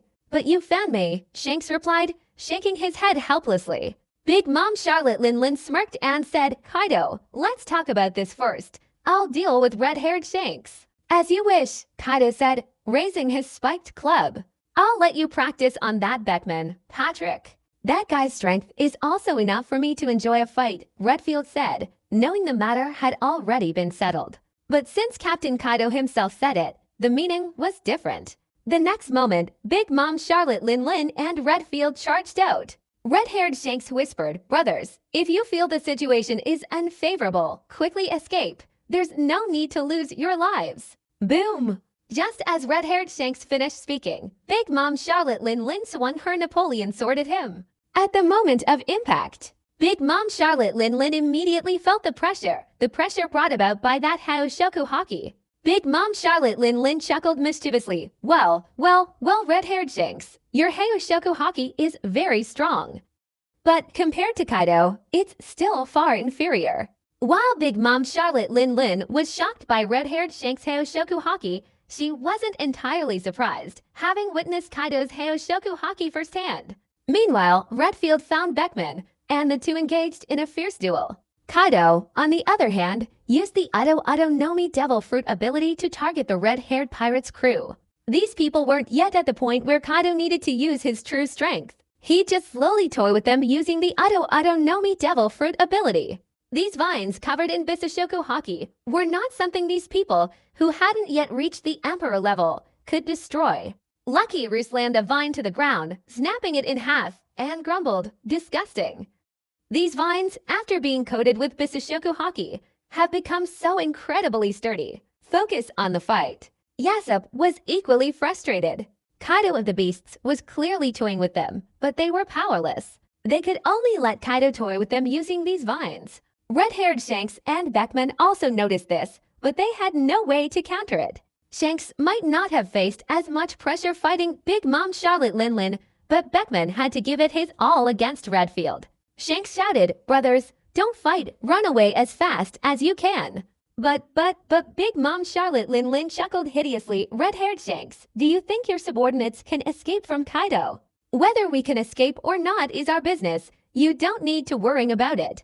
Red-haired Shanks continuously used hockey to suppress Big Mom Charlotte Lin Lin. Defeating Big Mom Charlotte Lin Lin was impossible even for him in a short time. After all, Big Mom Charlotte Lin Lin was no ordinary person, and most importantly, there was Kaido, the Beast King, watching from the sidelines. Beckman, on his side, was constantly calculating in his mind what could salvage the current situation. Red-haired Shanks, enveloped in Hayoshoku hockey, slashed through Big Mom Charlotte Lin Lin's stomach, but tears streamed from the corners of his eyes. Because his companions had all been toyed with and killed by Kaido of the Beast Kingdom, Red-haired Shanks had never felt such overwhelming grief as he did at this moment. Big Mom Charlotte Lin Lin clutched her bleeding stomach, laughing maniacally. Red-haired Shanks, what's the point of wounding me? Your damned companions are all dead. Even if you wanted to defeat me, you wouldn't have this chance. If you want to say it, then you deserve it. You're destined to be our stepping stone. In a normal fight, I'm certainly no match for you, but I have help. Big Mom Charlotte Lin Lin completely ignored the bloody wound on her stomach. In this battle, Kaido had wiped out all of Shanks' subordinates, leaving only Beckman. They won without a doubt. Beckman, facing Redfield at this moment, was also deeply saddened. His comrades of so many years were all dead. Just an hour ago, they were all laughing and talking, and now they were all dead. Redfield swung his umbrella blade, striking Beckman's arm, and mockingly said, "See, this is our Captain Kaido. Don't be so arrogant. Shanks and I aren't dead yet." Beckman decided that no matter what, he had to make sure Shanks escaped. He couldn't let Shanks die here. Redfield intensified his attack, angrily shouting, "You're about to die, and you still dare to talk big. Shanks, let me stay and hold them off. You quickly jump into the sea and escape. They're all devil fruit users. They can't chase you." Beckman gave up trying to stop Redfield's attack and charged towards Big Mom Charlotte Lin Lin, shouting loudly to Shanks. Red-haired Shanks didn't hesitate. He knew this wasn't the time to hesitate. If he and Beckman both died here, he knew that no matter how hard he tried, he couldn't kill any of them because Kaido of the 100 Beasts was watching and wouldn't give him any chance. Red-haired Shanks never imagined that the one who would make him feel so powerless, the one who made him feel so helpless, would be Kaido of the 100 Beasts. Big Mom Charlotte Lin Lin was stunned by what she saw, then chased after him, angrily shouting, "Dream on." "Stop right there, red-haired Shanks. If I let you escape, where would my dignity be?" However, in terms of speed, Big Mom Charlotte Lin Lin couldn't keep up with red-haired Shanks. Basically, we can't catch up. Redfield was also tricked by Beckman. Otherwise, this situation wouldn't have arisen. Enraged, Redfield directly used his umbrella blade to slash Beckman from behind. Beckman, in pain, didn't care about anything else. To buy time for Shanks to escape, even serious injury didn't matter. Any more delay, and whether Shanks could escape or not, both of them would die here. After Big Mom Charlotte Lin Lin launched a fire and lightning attack, the red-haired Shanks finally managed to jump into the seabed. Seeing this, Beckman couldn't help but sigh. This time Shanks should be safe. All three of them were devil fruit users, and it was impossible for them to chase Shanks into the seabed. Big Mom Charlotte Lin Lin said regretfully, disgusting, letting red-haired Shanks escape. After joining the Beast Pirates and following Kaido into battle for the first time, things went wrong. Big Mom Charlotte Lin Lin was worried about her position as vice captain, wondering if Kaido would take her place. Kaido, with his arms crossed and a calm gaze, watched everything unfold, slowly saying, "Old woman, you and Redfield will surround Beckman and capture him as quickly as possible. As for red-haired Shanks, he won't escape." Hey, seeing that Kaido wasn't angry, Big Mom Charlotte Lin Lin smiled and said, "Kaido, rest assured. This Beckman, I will make him suffer a fate worse than death." After blocking Redfield's attack, Beckman frowned and whispered, "That's impossible. Kaido, as a devil fruit user, can he really be immune to seawater?" Beckman couldn't believe that Beast Kaido could become so fearless of seawater. This was the ultimate nemesis of devil fruit users. Redfield, circling around with his saber, mockingly said, "Beckman, you're underestimating Lord Kaido too much. Devil fruit weaknesses are practically non-existent to Lord Kaido. Do you understand now?" "What? An anomaly? Beast Kaido is an anomaly that shouldn't exist in this world." Beckman no longer believed Beast Kaido was a normal human, even a human of a special race. Beckman didn't believe it because all of Beast Kaido's factors combined were far beyond the norm. Leaving aside his numerous devil fruit abilities, the main issue was his strength, which far surpassed even the so-called emperor level. And now he's saying he's not afraid of seawater. That being said, Blackbeard Teach, with his devil fruit ability, was nothing more than a younger brother in front of Kaido of the Beast Pirates, a complete underdog, a piece of trash among trash. Utterly incomparable. At this moment, Beckman could almost imagine the future, when the world government would be destroyed by Kaido of the Beast Pirates. Beckman, his hands covered in Bisashoku Haki, said with unwavering determination, "No matter what.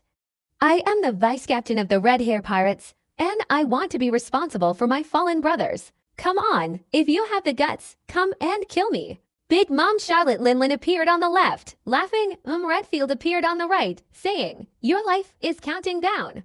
Kaido ignored Beckman and turned to look at the direction where red-haired Shanks had jumped into the sea. In Kaido's opinion, red-haired Shanks was merely making a final desperate attempt. Since plunging into the depths of the ocean, red-haired Shanks has not dared to venture into any dangerous areas. He knows that any exploration would once again draw Kaido's attention. If he were targeted again, everything Beckman had done before would be in vain. No matter what, red-haired Shanks wouldn't let Beckman's efforts go to waste. The entire pirate crew was down to its next member. This revenge had to be taken. Therefore, red-haired Shanks himself absolutely could not die.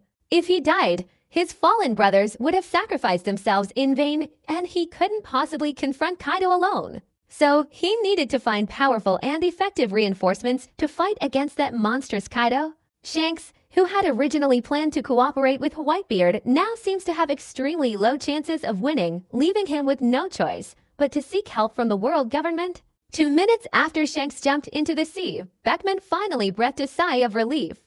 2 minutes was enough time for Shanks to escape. Redfield and Big Mom Charlotte Linlin relentlessly attacked Beckman, both wondering why Kaido still hadn't pursued Shanks. Any further delay, and Shanks might finally escape. However, neither Redfield nor Big Mom Charlotte Linlin dared to say anything to Kaido. Especially Big Mom Charlotte Linlin, as Shanks' escape was due to his mistake, so the responsibility lay with him. Therefore, Big Mom Charlotte Linlin was even more hesitant to say anything to Kaido. Redfield, knowing he was a subordinate of Lord Kaido, understood that the captain's actions naturally had their reasons. Having lived for so many years, Redfield naturally understood these principles. He wouldn't waste effort or do anything that would displease Lord Kaido. That would be completely mindless behavior. Red-haired Shanks was stunned and wanted to resist, but found he couldn't. He immediately thought of a possibility. Kaido of the Beasts had done something to him. It wasn't impossible. A second later, red-haired Shanks appeared before Kaido of the Beasts, his neck seized by Kaido. After capturing red-haired Shanks, Kaido closed his Rinnegan and sneered, "Red-haired Shanks, weren't you very good at running? Why did you come back? And directly into my hands? Disgusting." With his neck tightly gripped by Kaido, red-haired Shanks found it incredibly difficult to speak, utterly helpless. Kaido's hand was enveloped in a raging Heishoku Haki. Even Shanks' own Heishoku Haki was brutally suppressed by Kaido's, completely paralyzing him. Redfield, Big Mom Charlotte Linlin, and Beckman all had different expressions on their faces. Redfield was startled. He hadn't expected Lord Kaido to possess such abilities. With this, wasn't it true that no one could escape Lord Kaido's grasp? His abilities were simply too domineering and powerful. Big Mom Charlotte Linlin, after a moment of shock, laughed maniacally, saying, Mama Kaido, you're truly amazing. Now you can conquer the world without any problem at all." Seeing Kaido's various abilities, Big Mom Charlotte Linlin felt that no one could stop Kaido's path to world domination. Conquering the world was only a matter of time. Beckman, his face filled with terror, said, "This time, we're completely finished. There's no room for survival." This scene far exceeded Beckman's expectations. It was beyond normal comprehension. Kaido, this man of the beasts, was not an existence that the Red Hair Pirates could contend with. The Red Hair Pirates were doomed. Facing Kaido, their chances of winning were zero, not even their chances of survival.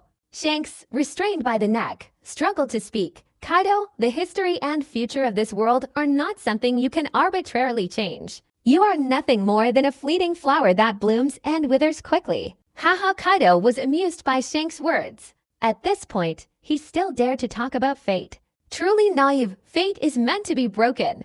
Kaido sneered. Red hair, as for what the future holds, that's not something you, a dying man, should be concerned about. After a moment, countless vines, imbued with Bisashoku Haki, forcefully pierced into Shanks' body, beginning to frantically devour his life force, causing Shanks' entire body to rapidly wither away. Our red-haired Shanks let out a heart-wrenching scream, a scream that echoed throughout the small island, giving an idea of the unbearable suffering he was enduring at that moment. Beckman wanted to help, but he was also being held down tightly by Redfield and Big Mom Charlotte Linlin, and was already severely injured. After completely devouring red-haired Shanks, Kaido's right Rinnegan automatically manifested, and a Tomo appeared within its circle. The Rinnegan officially broke through its current level, becoming a single Tomo Rinnegan, or perhaps the weakest Tomo Rinnegan. But even the weakest Tomo Rinnegan was still higher in rank than the normal Rinnegan. Kaido sensed the increase in the number of Tomo in his right Rinnegan, his voice filled with excitement as he said, "Finally, it's evolved again. Overall, my eyesight has increased by about 10%, but even this 10% increase is more powerful than my Mangekyo Sharingan." According to Kaido, he wasn't afraid of the Rinnegan's evolution requiring a large amount of life force. He was afraid of the Rinnegan being unable to evolve further. If it couldn't evolve further, for Kaido, it would be equivalent to the end of the Rinnegan's power. Now, the meaning is different. Now that the Rinnegan has evolved into a 1-Tomo Rinnegan, it can then evolve into a 2-Tomo Rinnegan, a 3-Tomo Rinnegan, a 6-Tomo Rinnegan, or even the final 9-Tomo Rinnegan. Kaido is confident he can improve them all.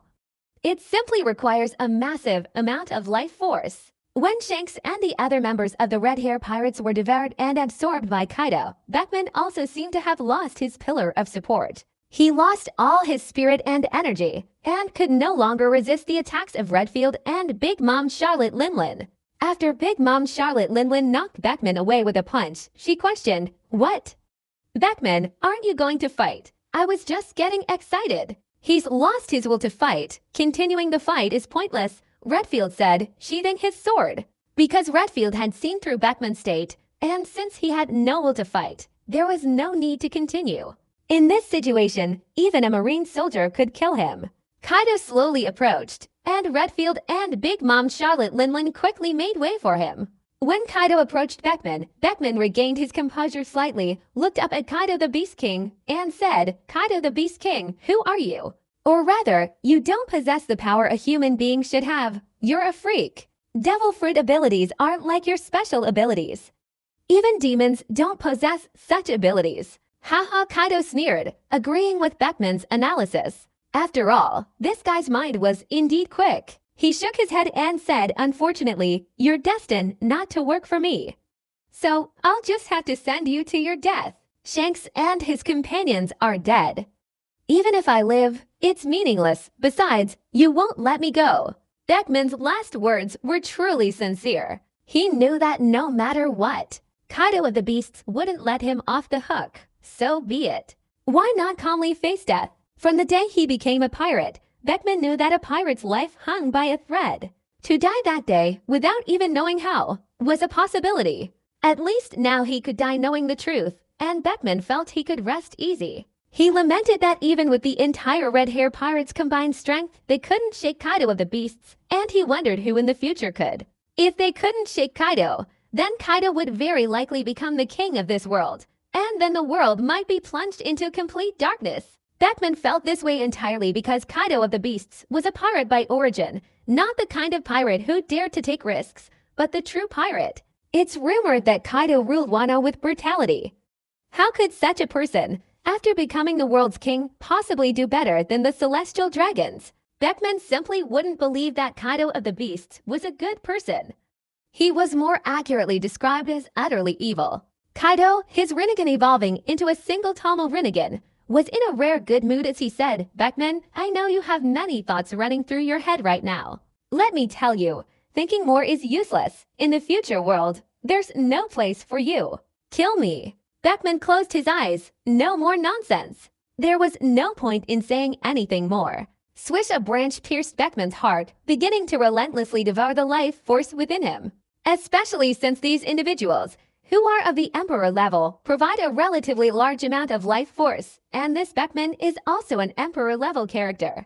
Kaido wouldn't miss the opportunity to absorb the life force from an Emperor level figure. 3 or 4 seconds later, Beckman was almost completely devoured by Kaido, and all the members of the Red Hair Pirates were devoured by Kaido. Redfield and Big Mom Charlotte Linlin on the side didn't dare say anything, but they felt a chill down their spines. Redfield had a hunch that Lord Kaido's method of increasing his strength seemed to be devouring others to gain power. So, does Lord Kaido have a limit to this devouring increase? If there is no limit, then it's truly terrifying. Redfield didn't dare think any further. Just thinking about it was enough to make his scalp tingle. In contrast, Big Mom Charlotte Linlin, although terrified, felt even more excited. The stronger Kaido's power became, the more benefits Big Mom Charlotte Linlin could gain in the future. If Kaido took over the entire world, could he be considered the world's second-in-command? Thinking of this, Big Mom Charlotte Linlin laughed heartily and said, Mama Kaido, you're truly amazing. Following you was the best decision I've ever made. So, should we consider dealing with the Whitebeard pirates next? As long as we get rid of that old man with the white beard, the entire new world will belong to us. After all, Big Mom Charlotte Linlin, having seen Kaido's strength, felt that Whitebeard couldn't cause any trouble in front of Kaido. Big Mom Charlotte Linlin also knew that in front of Kaido, he couldn't stir up any trouble. He guessed that within 10 rounds, he would fall at Kaido's feet. Kaido calmly said, just follow the instructions. As for what we plan to do, I will naturally make the arrangements. Let's go back. This time, we've completely wiped out the Red Hair Pirates. A day later, a major event occurred in the New World, officially spreading throughout the entire world. One major event was the complete annihilation of the Red Hair Pirates by Kaido of the Beast Pirates. Another, not so small, event was that the Marine Forces, led by Akainu and Fujitora, failed in their attempt to capture Douglas Bullet, successfully thwarted by Blackbeard Teach. Ultimately, Douglas Bullet joined the Blackbeard Pirates, marking a significant leap in the pirates' overall strength. At Marineford headquarters, the Admiral's office and high-ranking Marine officers were present, including Akainu. This operation, in a sense, was a failure for the Marines, and it could be said that the Marines' reputation in the world was steadily declining. If facing Kaido of the Beasts meant a failed mission, that would be understandable. But facing Douglas Bullet, even with the addition of the Blackbeard Pirates, that wasn't a valid reason for failure. It's important to remember that the Navy is now considered by the outside world to be all talk and no action, a force to be reckoned with. One can imagine how severely the Navy's reputation has plummeted. Kizaru was meekly trimming his nails, Fujitora sat silently, and Akainu's face was grim. Garp and Suru were also present, seated to one side, while the main seat was occupied by Admiral Aokiji Kyuzan. Kyuzan finally spoke. This incident has once again caused the Navy's reputation to plummet. What are your thoughts on this, or any suggestions? This time, the responsibility lies with me. I couldn't possibly wipe out the pirates. Sakazuki proactively stepped forward to take responsibility. This incident could be considered big or small, but the problem was that the public's perception of the Navy had once again plummeted, making the matter seem bigger and more serious. As the person in charge of this attack, Sakazuki himself truly had to bear this responsibility. There was no other way. The situation was as it was. The Gorosei gave the order, so it was impossible for the Gorosei to take responsibility, right? The Gorosei wouldn't take responsibility, so Sakazuki could only become the scapegoat. He was the one who did the work, and he was the one who wasted his efforts without results. To be honest, Sakazuki was also very helpless. TU, holding Kizaru's fingernail, said fearfully and timidly, "That's terrifying." Sakazuki, because of this, you've suffered a great loss. Is it really okay? Borsalino, are you really going to let the Gorosei take responsibility? Do you think that's possible? Sakazuki directly retorted. Kizaru instantly waved his hand dismissively, replying, "Sakazuki, I didn't say that."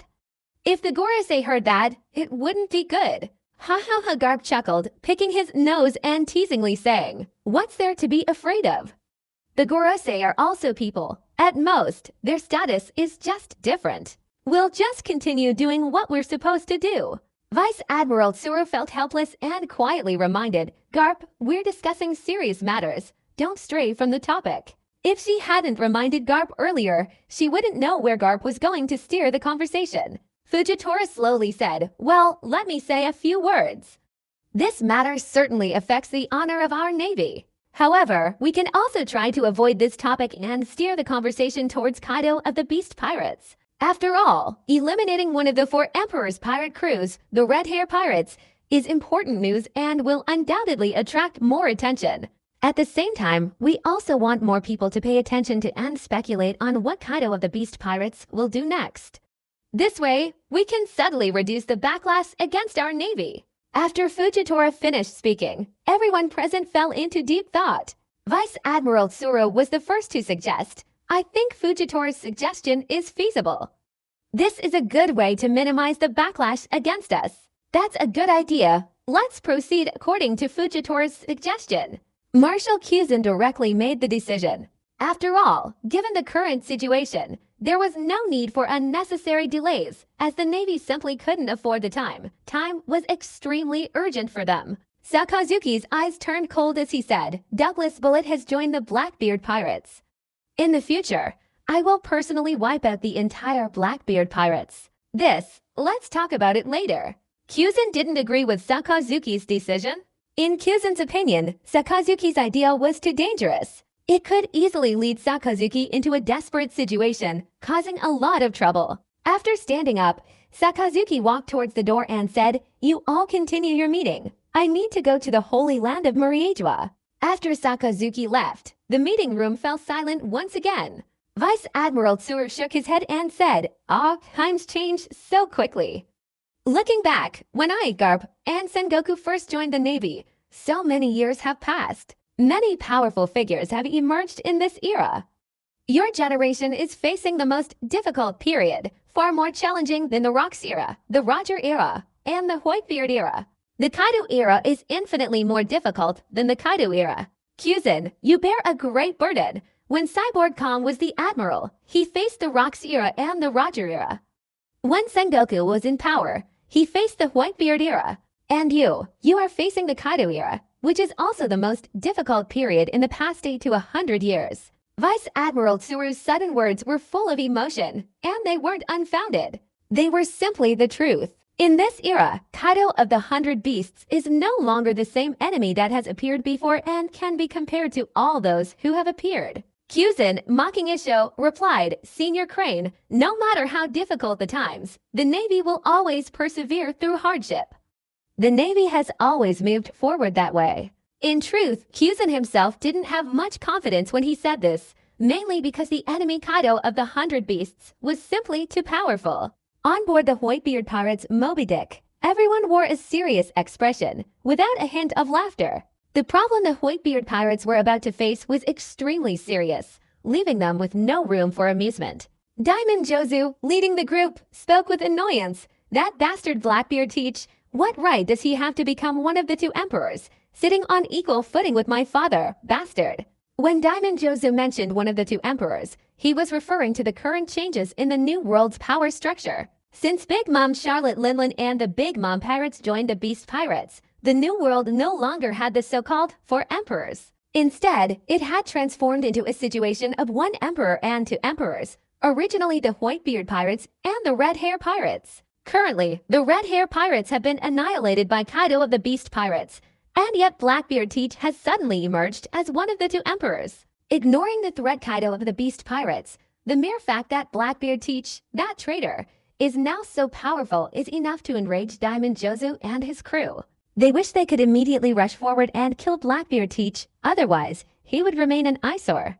Diamond Jozu's words were echoed by the other division captains. Firefist Ace clenched his fists and whispered, "Everyone, I will personally kill that traitor Blackbeard Teach. I won't let Thatch's sacrifice be in vain." Blackbeard Teach, with Douglas Bullet's help, has seen a huge increase in overall strength, which is a very troublesome issue, Flower Sword Vista replied seriously. Initially, Blackbeard Teach, leading the Blackbeard Pirates, was already difficult to deal with, but now with the addition of the powerful Douglas Bullet, this undoubtedly provides immense assistance to the Blackbeard Pirates. Even if the Whitebeard Pirates were to face the Blackbeard Pirates now, victory would come at a considerable cost.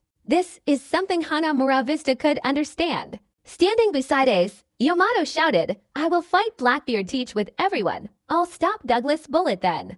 Yamato, we appreciate your intentions, but when dealing with the Blackbeard pirates, our Whitebeard pirates are the main force. Ace understood Yamato's meaning, but he couldn't let her take too much risk. By then, Yamato could probably help stop the Blackbeard pirates. But what if Yamato were to confront the main force of the Blackbeard pirates? So the Whitebeard pirates had truly lost face, especially their father's reputation, and Ace absolutely couldn't afford to lose it. Whitebeard sat in the main seat, swirling his thick gourd, lost in quiet contemplation. Marco said the Blackbeard pirates have now formed a formidable force, but we can't forget about Kaido of the Beasts.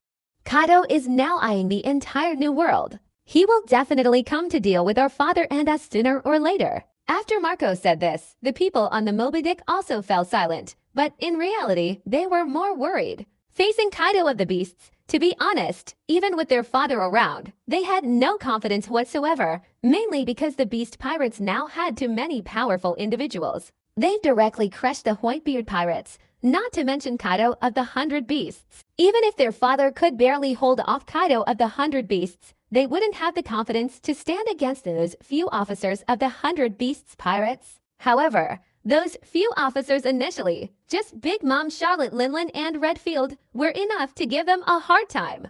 And that's not even considering the officers of the 100 Beasts pirates and Big Mom's pirates. The combined force of all of them is incredibly powerful. Even before they merged, the Whitebeard pirates wouldn't have dared to say they could definitely win against them.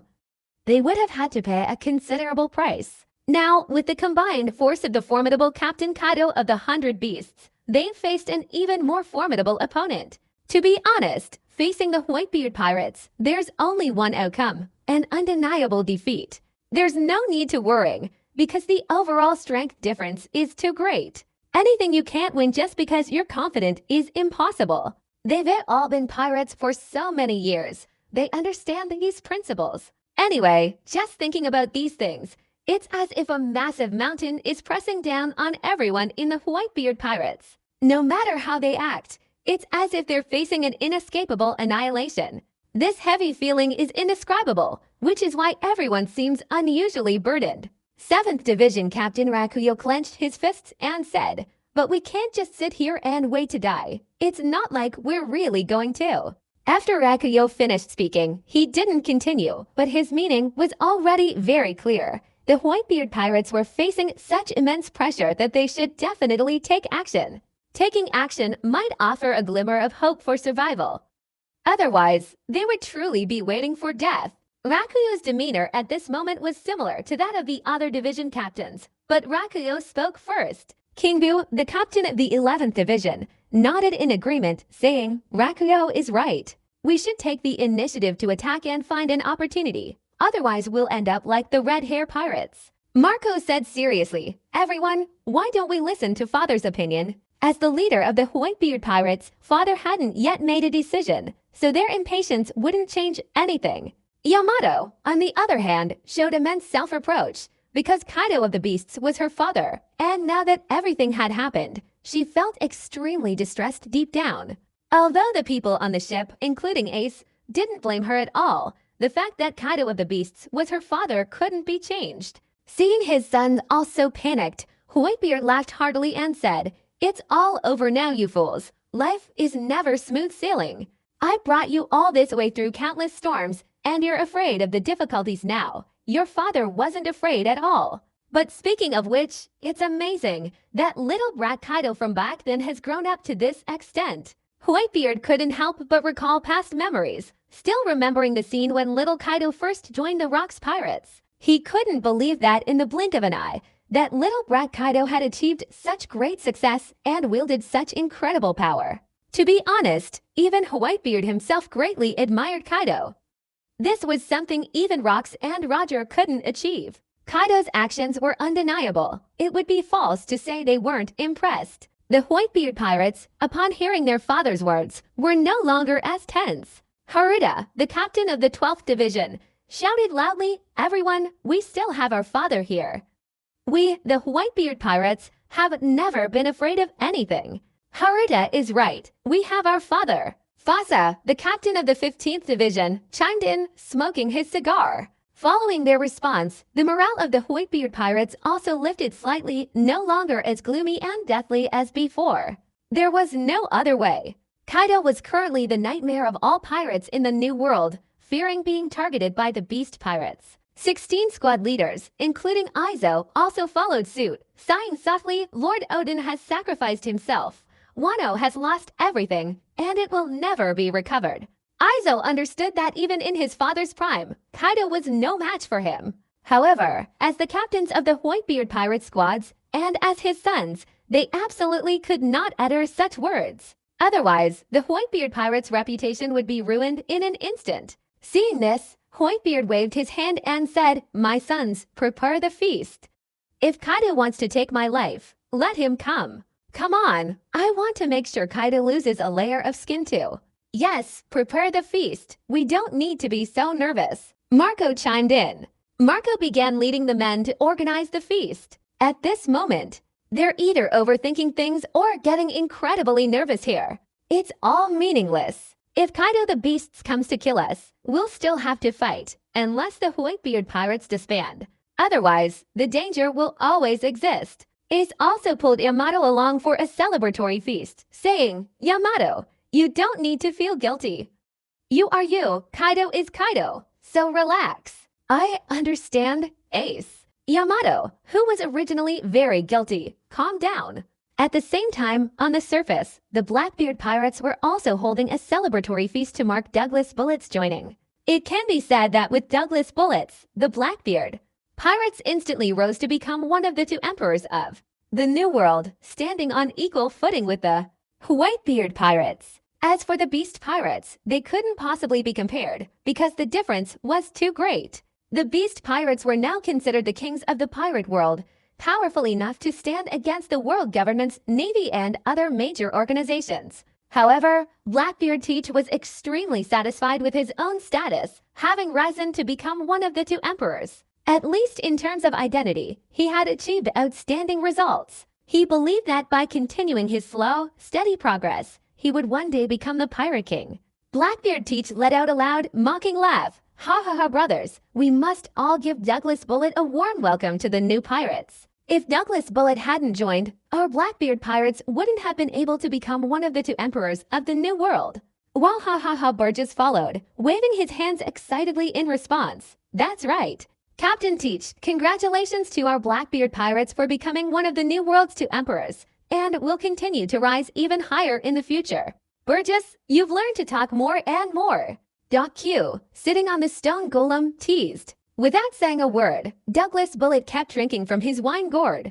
To be honest, he hadn't initially planned to join the Blackbeard pirates. However, the situation at that time was extremely unfavorable for Douglas Bullet, so he had no choice but to join. He used the Blackbeard pirates' strength to repel Akeno and Fujitora.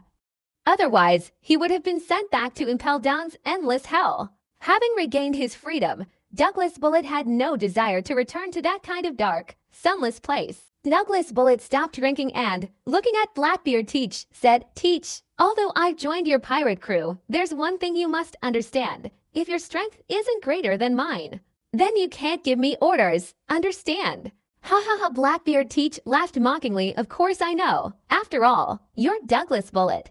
Without superior or equal fighting power, there's no way you can join my pirate crew." Shiryu of the Rain, smoking a cigar, had a sinister glint in his eyes. When he first joined the Blackbeard pirates, he was the strongest person besides Blackbeard Teach, essentially the second highest ranking member. Now that Douglas Bullet had joined, there was another person above him.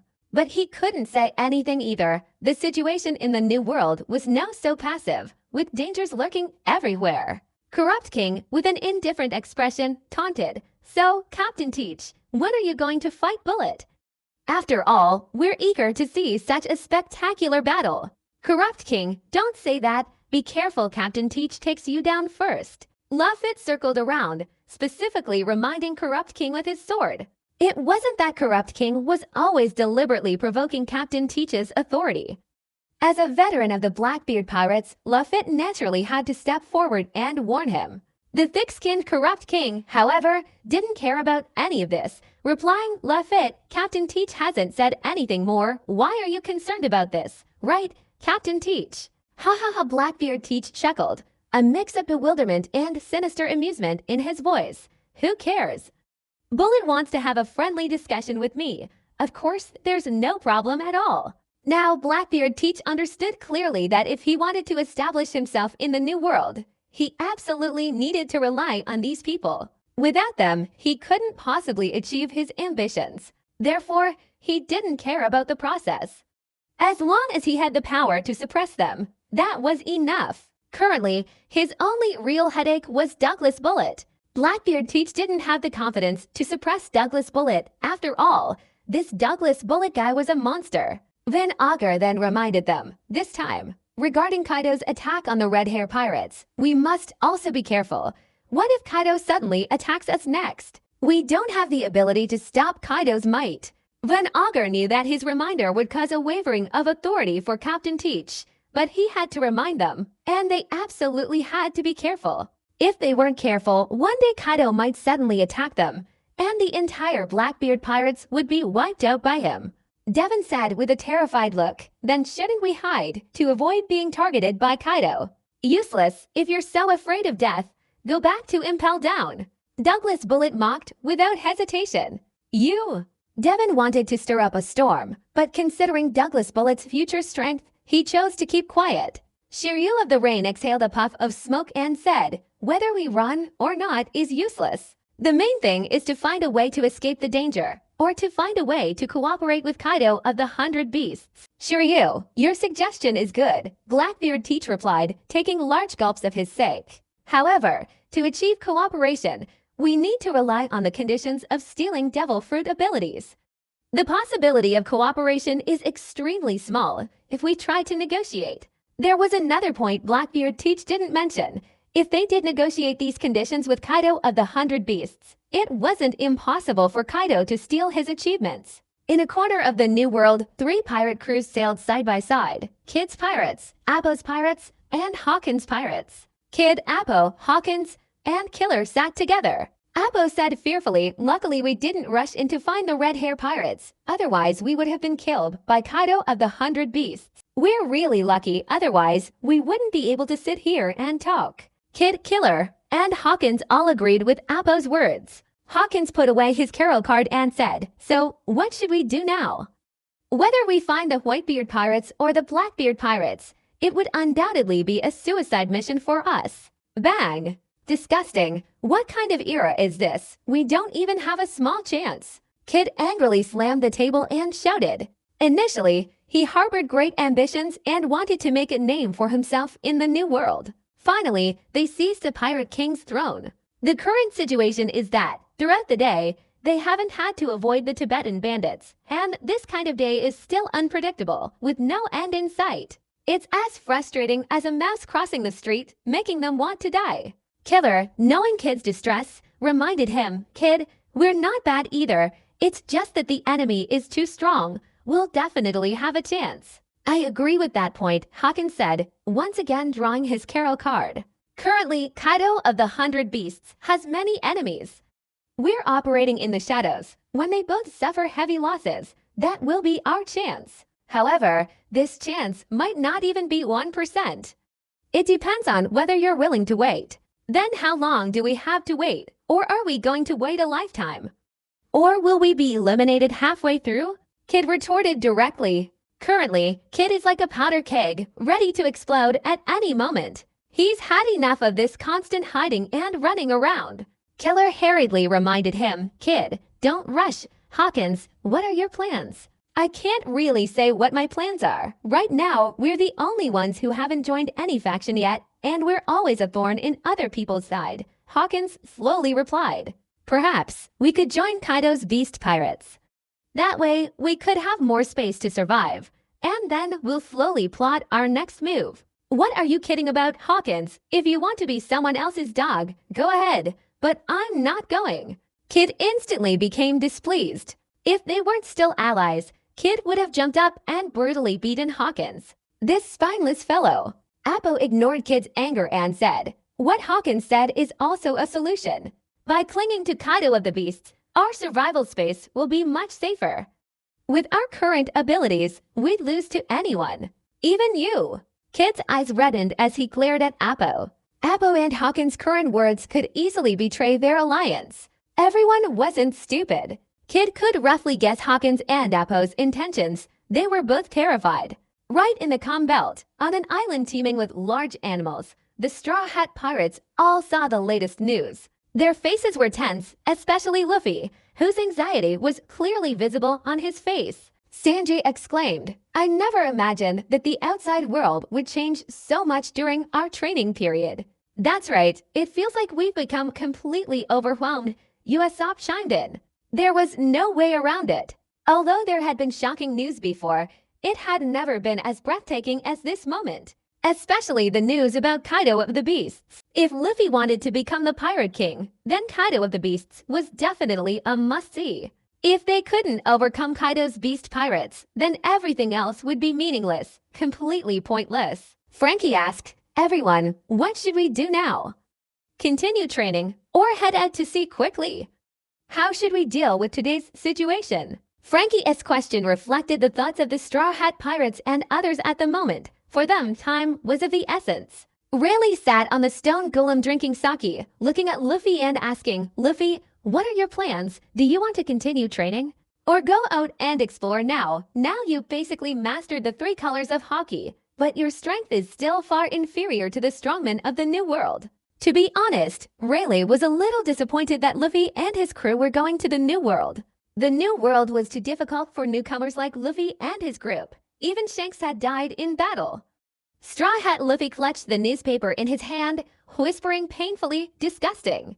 I want revenge for Shanks. I don't want him to die in vain." "Luffy, you must understand who the enemy is who killed Shanks." Rayleigh pressed, his tone serious. This was no longer a small matter. It had to be taken very seriously. Speaking of anger and rage, Rayleigh was equally furious, but he didn't lose his reason. To avenge Shanks, they had to face Kaido of the 100 Beasts. How to defeat Kaido became a critical problem. Losing would only lead to death, so, by Rayleigh's age, he had basically come to terms with many things. Having embarked on this pirate path, death is certain to follow you. Don't even talk about pirates. Even those who aren't pirates still never know when danger and unexpected events will befall them. Therefore, after reaching this age, Rayleigh has become more open-minded about many things and no longer worries so much. But the hot-headed young Straw Hat Luffy couldn't be like that. Straw Hat Luffy looked up seriously at Rayleigh and said, "Rayleigh, I plan to go to sea. Now that I've mastered the 3 colors of hockey, I can slowly explore and train on my own." After saying this, Straw Hat Luffy looked at his crew with a very apologetic expression and said, "Everyone, I'm so sorry. I made an impulsive decision." "Luffy, you've always been like this." Zoro understands Luffy's personality very well, so he wouldn't be surprised at all if Luffy made this decision. If he hadn't made this decision, it's uncertain whether Luffy would still be Luffy. Sanji, smoking, said, "We need to discuss this more carefully. We can't rush things, otherwise, if something unexpected happens, it will be a huge loss for us, and the gains won't outweigh the losses." Sanji could also think of the potential dangers, so he wouldn't speak rashly. At this moment, Dezana, the Straw Hat Pirates navigator, said, "Luffy, we can go out to sea again. But we can't be reckless. If we encounter the Beast Pirates, we must flee immediately, otherwise we'll really die without even knowing how." Dezana could be said to be extremely serious. He also knew Luffy's personality, and the risks involved were too high, so he had to remind him in advance, reminding him at regular intervals. Otherwise, Dezana wouldn't feel at ease at all, because their Straw Hat captain, Luffy, had that kind of personality. Brook said with a smile, "Another exciting adventure is about to begin. I feel it's safer to stay here. It's too dangerous outside right now." Chopper, however, was so scared he almost burst into tears. After all, just thinking about it, Kaido of the 100 Beasts was constantly expanding his territory.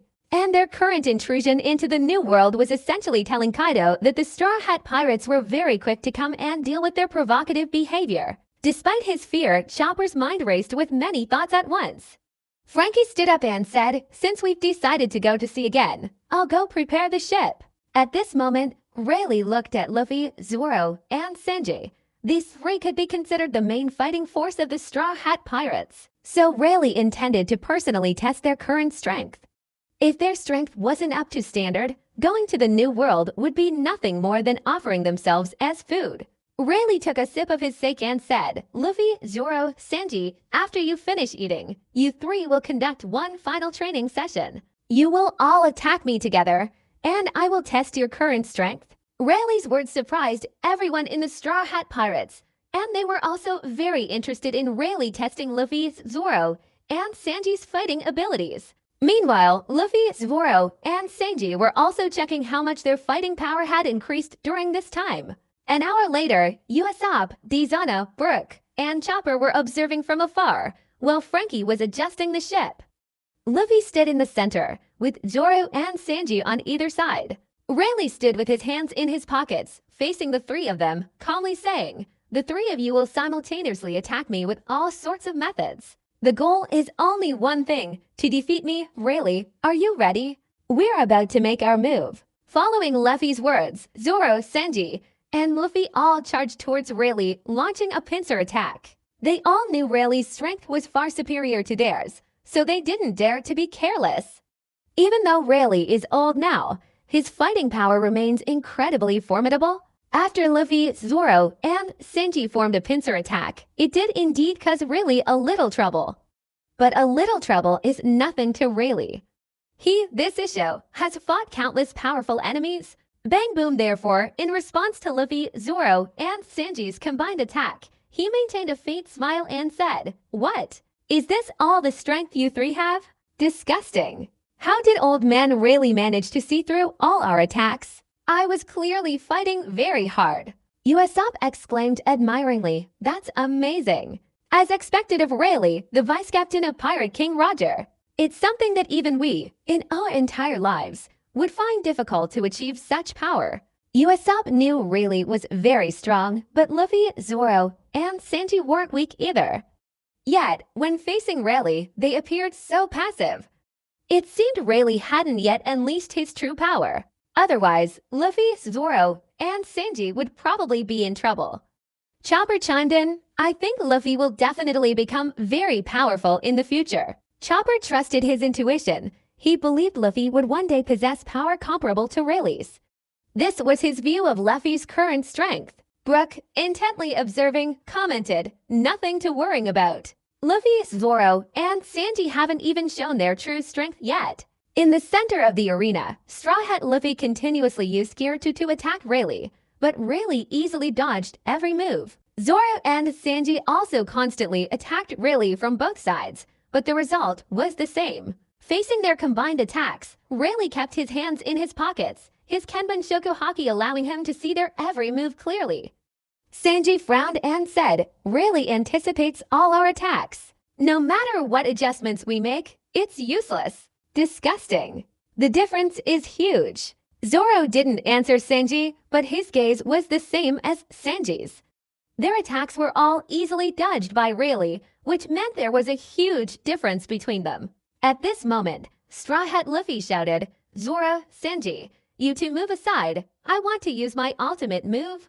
Zoro and Sanji both gave way to Luffy. Rayleigh also excitedly said, "Ultimate move? Interesting. Go ahead and show me. Let me see what kind of power your ultimate move has." Rayleigh was also very interested in Luffy's ultimate move. After all, he had never seen one before. Brook said, "This is something Luffy mentioned before, saying he's been developing a powerful move recently, and it seems to be working on it." Since Luffy said so, it must be working on it. Usopp nodded in agreement. Straw Hat Luffy enveloped his right hand in Bisashoku Haki, opened his mouth, and bit his right hand in an instant. Channeling all his energy into it, died in the blink of an eye. Luffy's body rapidly expanded. Sanji exclaimed in disbelief, "What is that?" Luffy's body is rapidly expanding. It must be similar to Gear 3.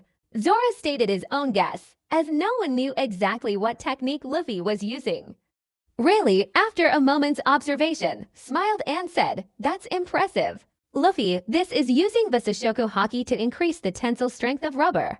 Rayleigh's eyes were incredibly sharp. He had already roughly guessed the principle behind Luffy's technique, and that's why he was so satisfied with Luffy's development. After completing his transformation, Straw Hat Luffy said, "This is my new technique, Gear 4, Elastic Man." Elastic Man? Then come on, Luffy. Rayleigh was also very much looking forward to seeing how Luffy would perform. The next second, Luffy launched an attack on Rayleigh. Facing Luffy's attack, Rayleigh remained as skillful as ever, but he said admiringly, "Very good, Luffy. Your Gear 4 technique can significantly increase your strength." Rayleigh, you're amazing. I've activated Gear 4, and I still can't pose a real threat to you. Luffy initially thought that activating Gear 4 would pose a threat to Rayleigh, but it still didn't. Quickly dodging Luffy's attack, Rayleigh chuckled and commented, "Luffy, you're already very powerful, but your Gear 4 technique consumes a lot of haki, doesn't it?" King's Spear. Luffy gathered his strength and launched an attack at Rayleigh. After dodging Luffy's attack, Rayleigh punched Luffy in the stomach, instantly sending Luffy flying over 100 meters away. Luffy, having been knocked away by Rayleigh, lost his energy and exited his Gear 4 state. Rayleigh landed steadily on the ground. The Straw Hat Pirates all showed expressions of shock. They knew Rayleigh was powerful, but they had never seen him in real combat. Now, seeing Luffy easily defeat Rayleigh even after activating Gear 4, their admiration for Rayleigh increased, and their fear of Kaido, the Beast King, also grew. The Straw Hat Pirates once again set off, heading towards the Sabaody archipelago. The entire crew felt incredibly emotional. They had been here before, and now they were back again, the only difference being that their strength had increased. Straw Hat Luffy excitedly raised both hands and exclaimed, "Sabaody archipelago, we're back." Yes, we still miss this place very much. Brook also couldn't help but exclaim. After all, revisiting Sabaody archipelago meant that, in a sense, things were definitely different. Zoro smirked and said, "Luffy, let's go. It's best to take a good stroll around Sabaody archipelago." "Idiot, you green-haired fool. You're going for a stroll? Aren't you afraid of getting lost?" Sanji lit a cigarette and directly teased Zoro, giving him no face at all. Zoro, annoyed by what he heard, retorted, "Damn chef, are you tired of living? Do you believe I won't chop you up later? Who's afraid of whom? Come on." Sanji retorted without hesitation. Dezana, with a headache, said, "I say, you two, can you be quiet for a while? Don't just argue pointlessly."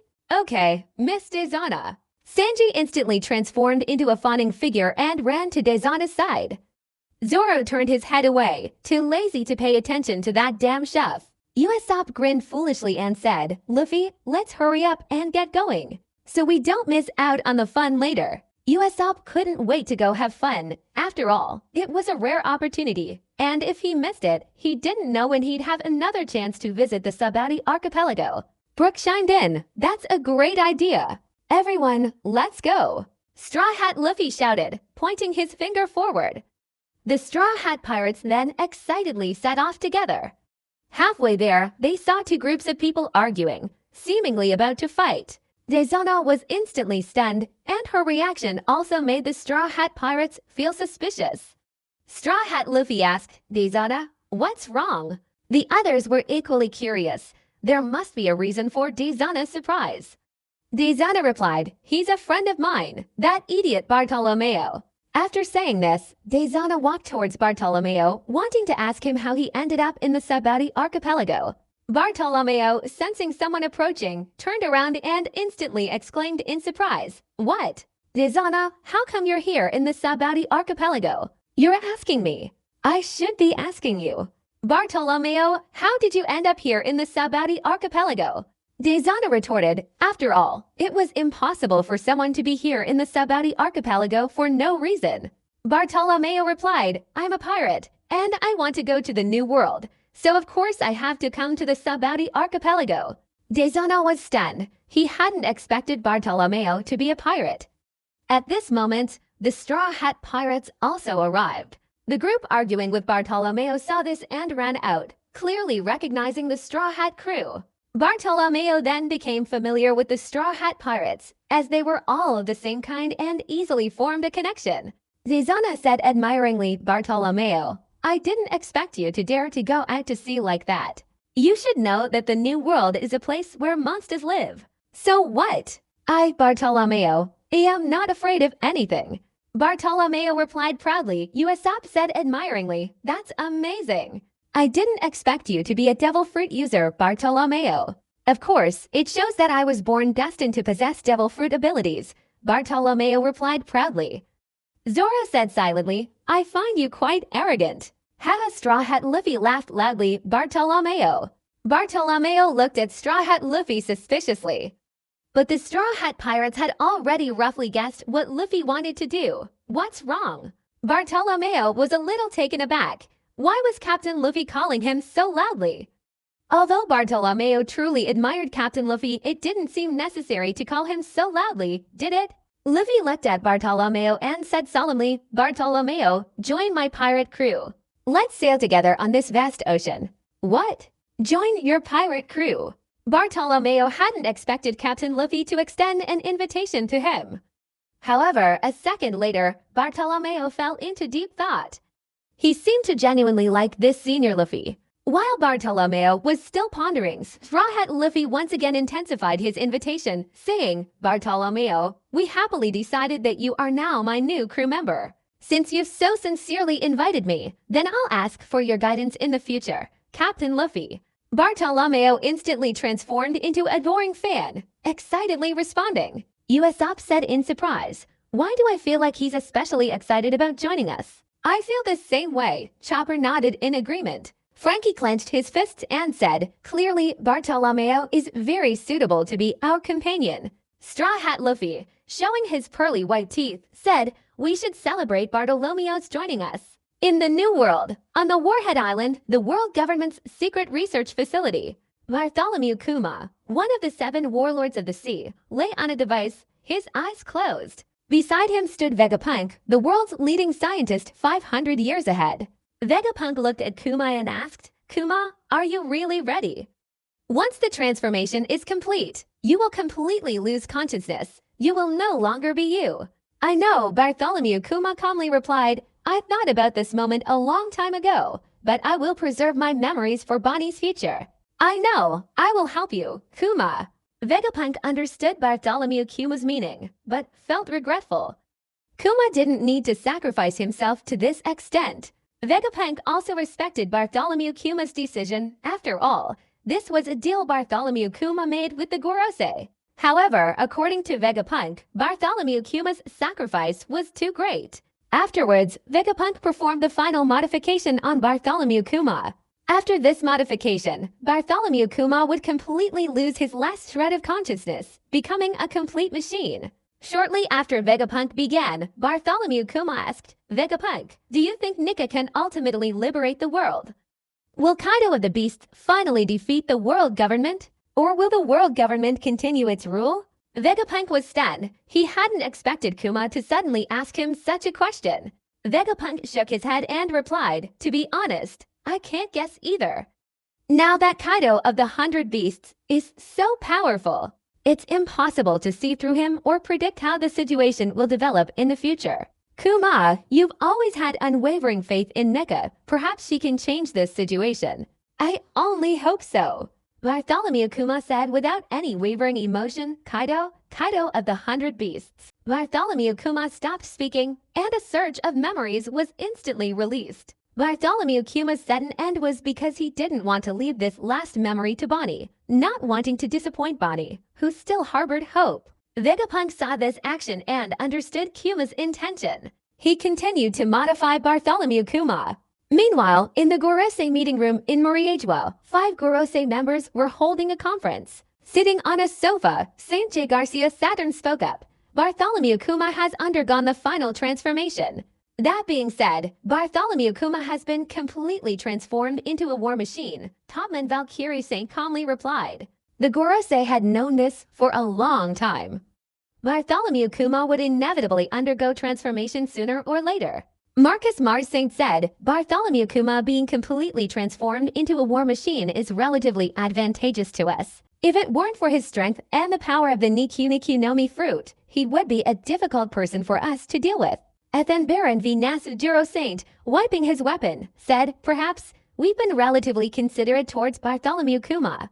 He's originally from the Revolutionary Army. By the way, Roswell suggested taking Bartholomew Kuma over to be his slave for a while. Shepard Repeater remembered Roswell and the matter he had mentioned. St. J. Garcia Saturn sneered, this is possible. He was a slave before, just returning to his rightful status. In St. J. Garcia Saturn's view, Bartholomew Kuma was of no concern to him, only self-interest mattered.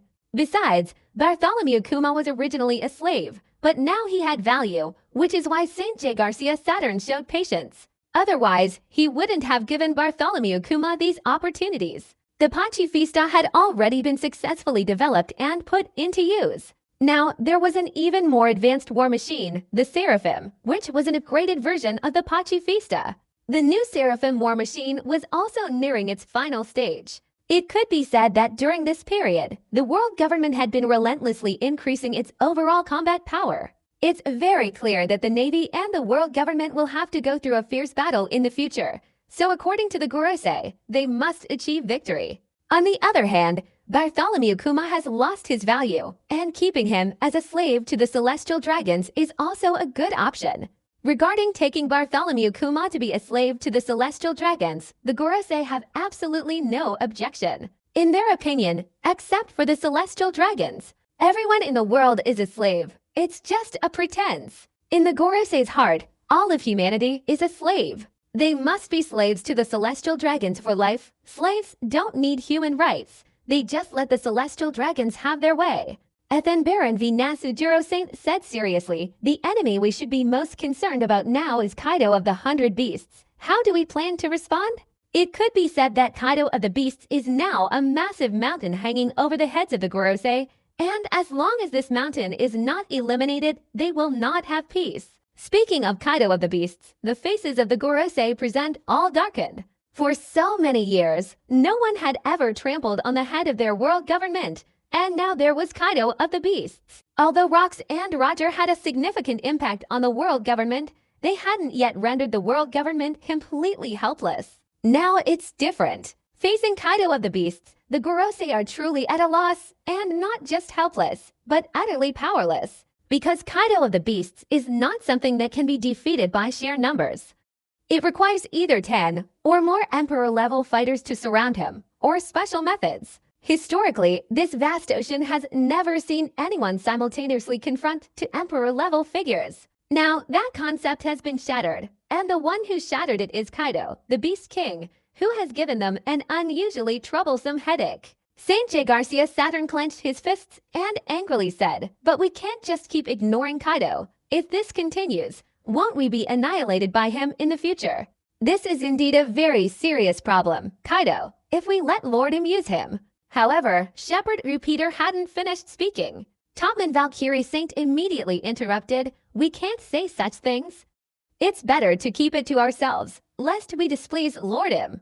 I was indeed being presumptuous. Shepard Repeater also realized that he had indeed spoken too hastily. Even though he was a Gorosei, if Lordum found out, he would definitely be punished.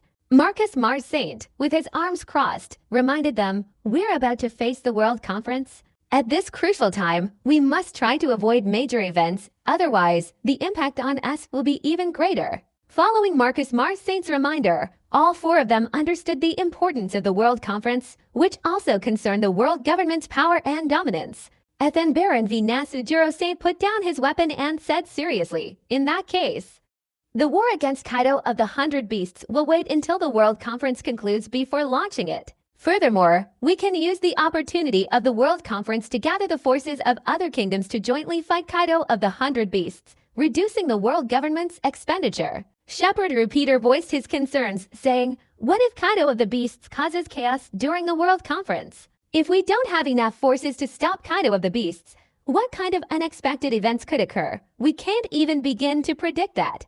That's true. St. J. Garcia Saturn nodded in agreement. He had faced Kaido before and knew just how terrifying a monster he was. After thinking for a moment, Saint J. Garcia Saturn said, since that's the case, I'll lead the pacifistas to guard the World Conference, with the Navy providing full support. Agreed. Agreed. Agreed. Agreed. The other four also agreed. For now, this was the only way. Any necessary improvements could wait until later. The world government had never been as passive as they were at this moment. For the Gorosei, it was simply incredibly humiliating. Topman Valkyrie Saint said, in the meantime, let's try to stir up chaos in the new world. And the Whitebeard pirates and the Blackbeard pirates, if we can make them fight each other, it will at least deplete the Beast pirates' strength. This will reduce the difficulty of our future confrontations with the Beast pirates. Topman Valkyrie Saint's suggestion was quickly agreed upon by the other four. By this point, their goals had changed. Previously, they had pursued stability. Now they had used every useful method, even if it meant greater losses or more people involved. A few days later, at the headquarters of the Patriotic Revolutionary Army, several officers sat together, their faces filled with anger. Sabo angrily asked, Koala, is the news true? It has been repeatedly confirmed, Koala replied, equally furious and heartbroken. Sabo angrily slammed his hand on the table and exclaimed, disgusting celestial dragons, how could they treat Kuma like that? Dragon, sitting in the main seat, appeared calm on the surface, but his inner rage could melt a mountain. They were all so angry because they had received news that their comrade Kuma, Bartholomew Kuma, had been enslaved by the celestial dragons in the holy land of Muriejua. How could they possibly tolerate such a thing? Karasu said seriously, that's Muriejua. Even if we stormed in, we might not be able to rescue Kuma. I agree on that point, below Betty replied, smoking. Although enraged, they hadn't lost their reason. The time wasn't right for their revolutionary army to confront the world government head-on, because the time wasn't yet ripe. They had to wait until the time was right before launching an attack on the world government, not now. If they blindly charged into the holy land of Muriejua, they might even perish there themselves. Dragon said, the world government is convening a world conference, and that's our chance. As long as we can seize the opportunity of the world conference, the probability of successfully rescuing Kuma will increase. Mr. Dragon is right, Sabo agreed with Dragon's suggestion. Indeed, the start of the world conference was the best time for them to rescue Kuma. Lindbergh smiled and said, Kuma is our comrade, and we can't let Kuma suffer in the holy land of Muriejua. That's right, Ivankov replied with a strange gesture. The others had long become accustomed to Ivankov's style. Koala happily said, that way, Kuma will be saved. You shouldn't get too excited too soon. Even so, the holy land of Muriejua isn't as simple as you imagine. Dragon once again exaggerated the danger posed by the world government. If they weren't strong enough, and something unexpected happened, it would be too late to regret it. Sabo volunteered, saying, Mr. Dragon, let me take the lead in this mission. Okay. Dragon had no objections. His disciple Sabo was already quite reliable. Somewhere in the New World, on an island, lies the NEO Marine headquarters. The leader is Zephyr Isho, the former world government's highest-ranking Marine admiral, known for his powerful Bisashoko haki and nicknamed Black Hand. He has fought countless pirates but never killed any, earning him the title of Unkillable Marine Admiral. Upon learning that many of his pirate students had joined the Marine Alliance and become warlords, he developed a deep hatred for pirates and thus founded the Neo Marine. Zephyr's 3 students, Ain, Bins, and Shuzo, constantly tried to persuade him, primarily because the dangerous undertaking he intends to undertake worries them greatly. Ain said worriedly to Professor Zephyr, Professor, please don't go. Even if we get the Dynastone and have a high chance of killing Kaido, we might end up risking our own lives. Ain is right, Professor Zephyr Bins chimed in, trying to persuade Professor Zephyr. Shuzo felt the same way. They didn't want anything bad to happen to their teacher. After all, the enemy they were dealing with wasn't just any ordinary person, but the super monster Kaido. Standing still, Zephyr looked up at the sky and said, the Navy is getting worse and worse. But this old man of mine, if I take a chance, might be able to take Kaido away. That way, we'll have solved a major threat to the world. Ain shook her head again and advised, Teacher Zephyr, no, don't even think about anything else. Just wanting to get the Dynastone, whether the Navy and the world government will interfere is a question. Besides, even if we get the Dynastone, will we definitely be able to kill Kaido of the 100 Beasts? Teacher Zephyr, in your remaining time, I hope you can live well. You are all my good students. Zephyr sighed deeply. Aang and the others were all his good students. However, Zephyr had already made up his mind and wouldn't change it. Zephyr firmly said, Teacher, I have already made my decision and will not change it. As for the future, you can do whatever you want. This time, there's no need to follow me on this adventure. After saying this, Zephyr left without looking back. Seeing this, Aang, Binz, and Shuzo quickly followed, as they wouldn't leave Professor Zephyr alone to do those things. Meanwhile, at Marineford, Marine Headquarters, Marshal's office. After hanging up the phone, Kyuzen frowned and said, Teacher Zephyr, what do you want?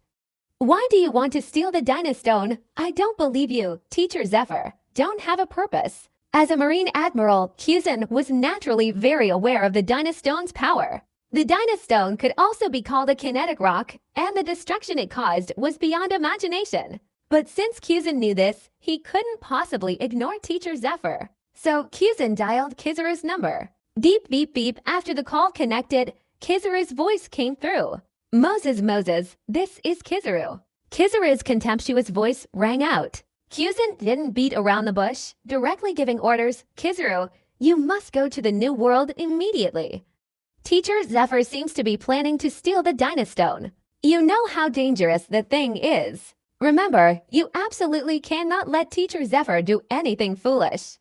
I believe that, and you understand that too. After all, we are all Teacher Zephyr's students. I understand, then leave it to me. Kizaru also dropped his humble tone and replied seriously. Regarding this matter, although Kizaru didn't know the specifics, he could roughly guess that Teacher Zephyr had his eye on the Dynastone, so his goal was definitely not something trivial. If it were something trivial, he wouldn't be eyeing the Dynastone. It's a simple and clear principle, and Kizaru himself understood it very well. Kizaru stood up from his reclining chair, a humble expression on his face as he said, the holiday is over. I'm just starting to work again. Kyuzen, after putting down his phone, fell into deep thought. The fact that Master Zephyr would set his sights on the Dynastone was completely unexpected for him. However, even if Master Zephyr wanted to steal the Dynastone, Kyuzen hadn't considered taking Master Zephyr's life. After all, Master Zephyr was his teacher. What Kyuzen didn't know was that in the original story, Zephyr, because of the Dynastone, wanted to destroy the New World and was ultimately ordered killed. Things were different now. Kyuzen tapped his fingers on the table in thought, suddenly saying, could it be that Master Zephyr stole the Dynastone to deal with Kaido of the Beast Kingdom? It's not impossible, but if it's true, then Professor Zephyr is in danger. Really, of all people to deal with, why did he have to choose Kaido of the 100 Beasts? Of course, there's also another possibility. Professor Zephyr isn't actually trying to deal with Kaido of the 100 Beasts. Okay, let's just have Kizaru stop Professor Zephyr. No matter what, the Dynastone is simply too dangerous. Kyuzen didn't want Master Zephyr to take such a risk, even though Master Zephyr had left the Navy and established an independent NAU Navy. Kyuzen simply turned a blind eye to this, ignoring any questions from the world government. He didn't care about their reaction. Furthermore, Kyuzen wondered, if Master Zephyr wanted to steal the Dynastone, would the Gorosei also receive the news? If the Gorosei got involved, things would become even more complicated. Kyuzen's relationship with the Gorosei was currently very strained. If it were still just that level of relationship, they would have already clashed. How could they still be safe and sound? The main reason was the immense external pressure Kaido of the 100 Beasts had brought to prevent the Gorosei from interfering too blatantly in the internal affairs of the Navy. On a certain island in the New World, Zephyr, leading the NAO Navy, was transporting the Dynastone. However, at that moment, a warship sailed past, led by Admiral Kizaru of the Marine Headquarters. Standing at the bow, Admiral Kizaru said with a humble expression, Teacher Zephyr, you really are a nuisance. With the current situation in the New World, and then you have to pull such a stunt, it's really troublesome. In short, Kizaru felt this mission was extremely difficult. To be honest, he didn't want to face his Teacher Zephyr. However, Kyuzen's order was to prevent Teacher Zephyr from stealing the Dynastone. The difficulty was considerable. If it were simply a matter of defeating him, Kizaru might have felt it would be relatively easier. Behind the newly promoted Vice Admiral Hina, another voice sighed, "Hopefully, we can stop Zephyr.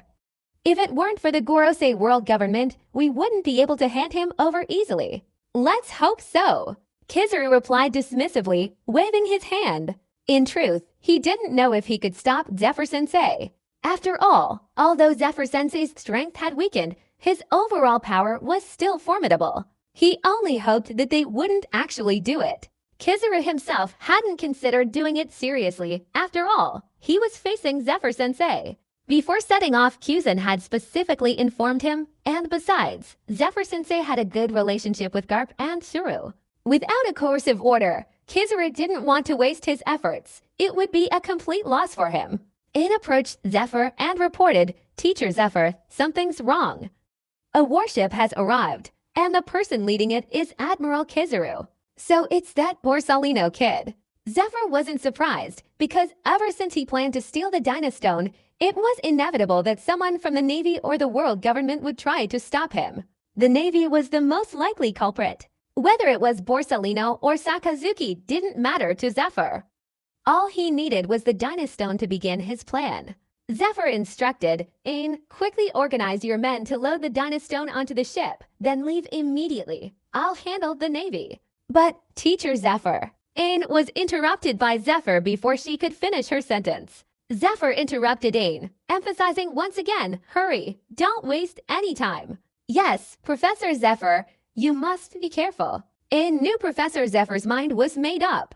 Therefore, we respect Professor Zephyr's decision. What he wanted to do now was to handle the matter Zephyr had entrusted to him, as that would be the greatest help to Zephyr. A few minutes later, Kizaru led a group of Marine soldiers over, saying obsequiously, "Teacher Zephyr, long time no see. Borsalino, even after becoming an admiral, your bad habits haven't changed." Zephyr replied with a laugh. Kizaru ordered, "Vice Admiral Hina, you lead your men to chase after the NEO members. Don't let them take Dynastone away. As for Teacher Zephyr, leave it to me to handle." "Understood, Admiral Kizaru." Hina nodded in response, then led the Marine soldiers to chase after Ain and the others. If the Dynastone were taken, even if it were currently hindering Master Zephyr, its effect wouldn't be that significant. The key to this mission lies in the Dynastone. It cannot be allowed to fall into the wrong hands, especially not into the hands of someone with ulterior motives. That would cause immense trouble. Kizaru looked at Zephyr with a subservient expression and asked, "Master Zephyr, I want to ask, what is your purpose in stealing the Dynastone? Revenge against the Navy or the world government?" Ha ha ha. After hearing this, Zephyr couldn't help but laugh heartily, saying, "Borsalino, you've become even more cunning now. What do you want with all this information? Or do you think I'll tell you, Borsalino?" "How terrifying. It seems so." Kizaru scratched the back of his head, reluctantly and meekly replying. He knew the chances of getting the answer were very low, but he had to try anyway. What if he got it? At least, it could reduce the difficulty of the mission. If the higher-ups asked, Kizaru could answer with something he could use, and that was Kizaru's goal. Zephyr waved his hand mockingly and said, "Borsalino, you little brat, you really haven't changed at all. It's a pity that I, your teacher, don't like you as a student at all. Teacher Zephyr, that was many years ago. You should know that I was promoted to Admiral many years ago."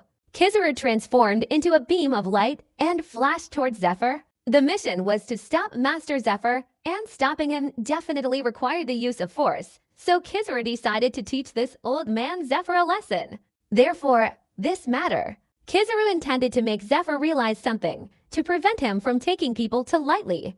Zephyr burst into laughter and angrily shouted, "Borsalino, becoming a top-tier expert isn't simply about relying on devil fruit abilities. Hockey is also extremely important. As your teacher, I'll give you another good lesson. Stop babbling."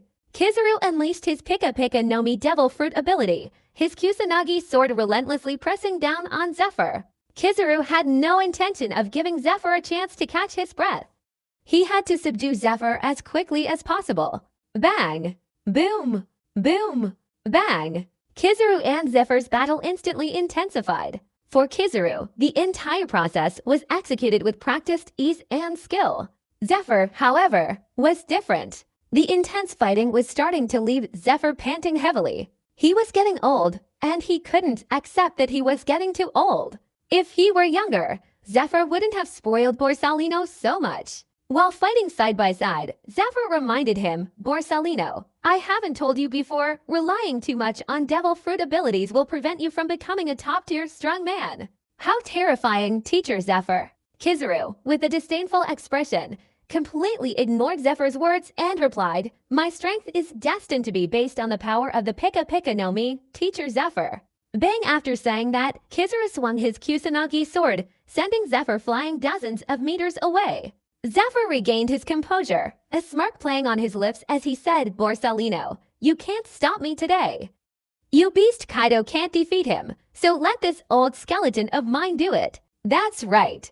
Kizaru knew Zephyr wouldn't do something like this for no reason. Kizaru, with a contemptuous look, reminded him, Teacher Zephyr, even if you brought all the Dynastones, you couldn't kill Beast Kaido. So don't do such meaningless things. You'll only cause more trouble for the Marines and the world government. What? You're saying I'm causing trouble? Haha, Zephyr chuckled, pulling out a bottle of Dynastone and angrily shouting, whether I'm causing trouble or not isn't up to you. You can't even handle a pirate. You have no right to criticize me. Zephyr charged towards Kizaru, brandishing his stone robot arms, while Kizaru continuously used his Kusanagi sword to block Zephyr's attacks. Bang bang! As the battle progressed, Zephyr began to pant heavily, clearly his stamina failing. Kizaru, with a mocking and contemptuous expression, said, How terrifying. Even at your age, you can still fight like this. You're truly something, Teacher Zephyr. Borsalino, stop being so sarcastic. Zephyr knew perfectly well that Borsalino was mocking him, implying he was old and useless. As Kizaru suddenly appeared in front of Zephyr and raised his leg, he said contemptuously, Teacher Zephyr, have you ever experienced the power of speed? You've been fooled, Borsalino. Zephyr had been waiting for this moment, aiming the Dynastone in his hand at Borsalino. This is bad. Kizaru, seeing the Dynastone in Zephyr's hand, immediately realized something was amiss. Just as his body transformed into a beam of light to dodge, the Dynastone exploded. Boom! The powerful explosion shook the entire small island, and thick smoke instantly spread hundreds of meters. Those pursuing Ain and his group, as well as Ain's side, all felt the immense power of the Dynastone's explosion. Ain looked towards Zephyr's location and said worriedly, Teacher Zephyr. He detonated the Dynastone. We can only trust Teacher Zephyr now, Vince replied firmly. Could they possibly choose not to trust Teacher Zephyr? Things had reached this point, besides trusting him, they had no other choice. Hina, also looking at Admiral Kizaru's location, whispered, Teacher Zephyr, why is he so crazy? Or what exactly caused Teacher Zephyr to become like this? Alright, Admiral Kizaru will handle it. My mission is to retrieve the Dynastone from Ain. At this point, Hina's thoughts were somewhat muddled. She could only complete the mission first. In the center of the island, after the thick smoke from the explosion slowly dissipated, Zephyr stood there, panting. Zephyr glanced at his hand, which was already covered in wounds from the explosion's energy wave, and whispered, A small bottle of Dynastone has such incredible power, it's quite effective. Just now, Zephyr also tried out the Dynastone's mental power once, and seeing the results, Zephyr was very satisfied. A small bottle could produce such astonishing power. If he were to use all the Dynastones he obtained, it's easy to guess that this entire island would be instantly blown to pieces. Dynastone was like that unreasonable and incredibly powerful. Suddenly, a lowly voice rang in Zephyr's ear. Teacher Zephyr, you almost scared me to death just now. Light speed kick. Kizaru, still with his lowly demeanor, kicked Zephyr flying. Bang! After kicking Zephyr away, Kizaru once again displayed a lowly and sinister expression, saying, If I had been a little slower just now, I would have been injured. Zephyr jumped out from the ruins, wiped the blood from the corner of his mouth, and said with a smile, Borsalino, you're quite good at running. You managed to dodge the explosion's range in such a short time. Although Zephyr was smiling, he also felt regretful that he couldn't inflict effective damage on Borsalino. The Pika Pika no Mi fruit ability gave Borsalino an excessively noticeable speed increase. Kizaru patted the dust off his righteous cloak and said contemptuously, Well then, Teacher Zephyr, let's start round 2. I'll make a statement beforehand. The same move won't be used a second time. Haha, Zephyr laughed happily. Borsalino, you're even coaching your former teacher. Let me see how much your strength has improved since graduation. Whether I've improved or not, you'll know later. After Kizaru's body transformed into a beam of light and disappeared, he reappeared in the air, arms crossed. Yasakani no Magatama. A powerful and forceful Pika Pika no Mi Devil Fruit attack swept towards Zephyr. Facing the overwhelming Pika Pika no Mi Devil Fruit attack, Zephyr continuously swung his fists, deflecting these attacks. However, Kizaru's Pika Pika no Mi Devil Fruit attacks were too numerous, and Zephyr was somewhat overwhelmed, unable to block them all, and his body was hit in several places. At the same time, a ship flying the Beast Pirates flag approached from the sea. Leading the ship was Redfield, along with Enel, Katakuri, and others. Now that Big Mom's pirate crew had joined the Beast Pirates, Katakuri was also a member of the Beast Pirates. Enel sat on a wooden barrel, leisurely eating an apple, and said, "We're here to steal that Dynastone, or rather, the Dynastone, right?" "Yes, I heard that the Dynastone is a powerful explosive," Katakuri calmly replied. He seemed completely devoid of emotion. That's just Katakuri's personality. After a brief acquaintance, Enel and the others understood Katakuri's character. After all, Katakuri's fighting power was extremely formidable. It could be said that Katakuri was a formidable opponent to the Flame King, so Enel wouldn't underestimate him. After all, the entire Beast Pirates, except for Lord Kaido, Redfield, and Big Mom Charlotte Linlin were the first echelon, followed by the Flame King, Katakuri, and Enel as the second echelon. Redfield, possessing powerful Kanban Shoko Haki, had already sensed the situation on the island and whispered, "It seems there's internal turmoil within the Marines. This is perfect. We'll wipe out the entire Marine force." Enel directly declared his intention to completely annihilate them. Enel, possessing the Goro Goro no Mi ability, was incredibly confident. On the shore, Hina and Ain, who were engaged in battle, both saw pirate crew rapidly approaching. Hina's eyes widened in disbelief as she exclaimed, "It's over, the Beast Pirates are here." The Beast Pirates, the very same powerful Pirate King's pirate crew. Ain realized that if they continued fighting, they wouldn't even have time to escape. Ain and Hina exchanged glances, instantly understanding each other's meaning. They couldn't continue fighting now. If they did, once the Beast Pirates arrived, none of them would be able to escape. So Hina ordered the Marine soldiers to begin retreating, and Ain did the same. Moreover, the Marine soldiers and the NEO Marines weren't fools. Everyone in the world knew how powerful the Beast Pirates were. Once they set their sights on them, no one would survive. Ain and Hina both urgently notified their teacher Zephyr and Admiral Kizaru that the Beast Pirates were coming, and they had to flee quickly. Just as Hina and Ain were about to escape, a flash of lightning appeared above them. The figure in the lightning was Enel. "Help, it's Enel, the user of the Goro Goro no Mi from the Beast Pirates." The Marine soldiers shouted in panic. This was an enemy they couldn't possibly stop. Facing such an enemy, the only outcome was death. On the ship, Redfield unfolded his blood-red wings and flew towards the center of the island. These small, insignificant creatures were not his target. On the central island of the battlefield, where Zephyr was being suppressed, Kizaru suddenly raised his eyebrows because he sensed a powerful aura rapidly approaching. When Kizaru turned his head to look into the distance, he saw Redfield rapidly approaching and exclaimed in shock, "What? Redfield, is he also involved in the Beast Pirates' affairs here?" Kizaru reacted quickly, immediately realizing the extremely unfavorable situation, and hurriedly shouted, "Teacher Zephyr, we can't continue fighting. The Beast Pirates are coming." "I don't need your reminder. I saw them." Zephyr wiped the blood from the corner of his mouth, relieved to be able to catch his breath after the fighting stopped. However, the situation that followed was also quite unfavorable for them.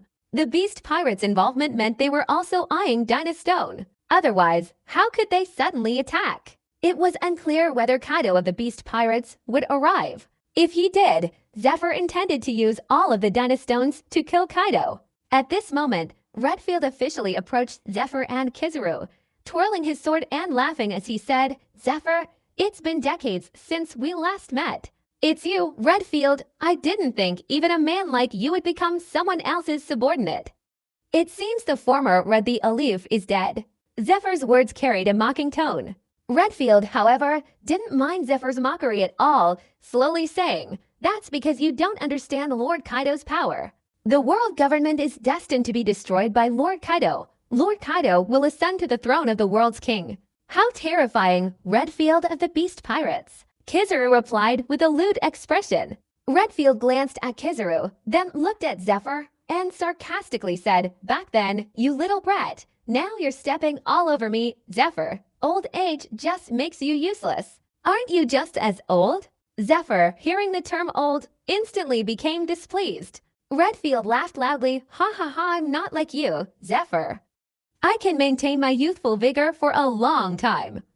That's something you and I can't compare." The next moment, a laser beam shot towards Redfield, but he easily dodged it. Kizaru retracted his finger and said contemptuously, "Such mockery of our Marines. I can't just ignore it. Teacher Zephyr, let's team up against Redfield. After all, he's no ordinary person." HMPH. I never thought I'd have to cooperate with my student one day. Zephyr was helpless about this. After all, his opponent was Redfield, a legendary figure.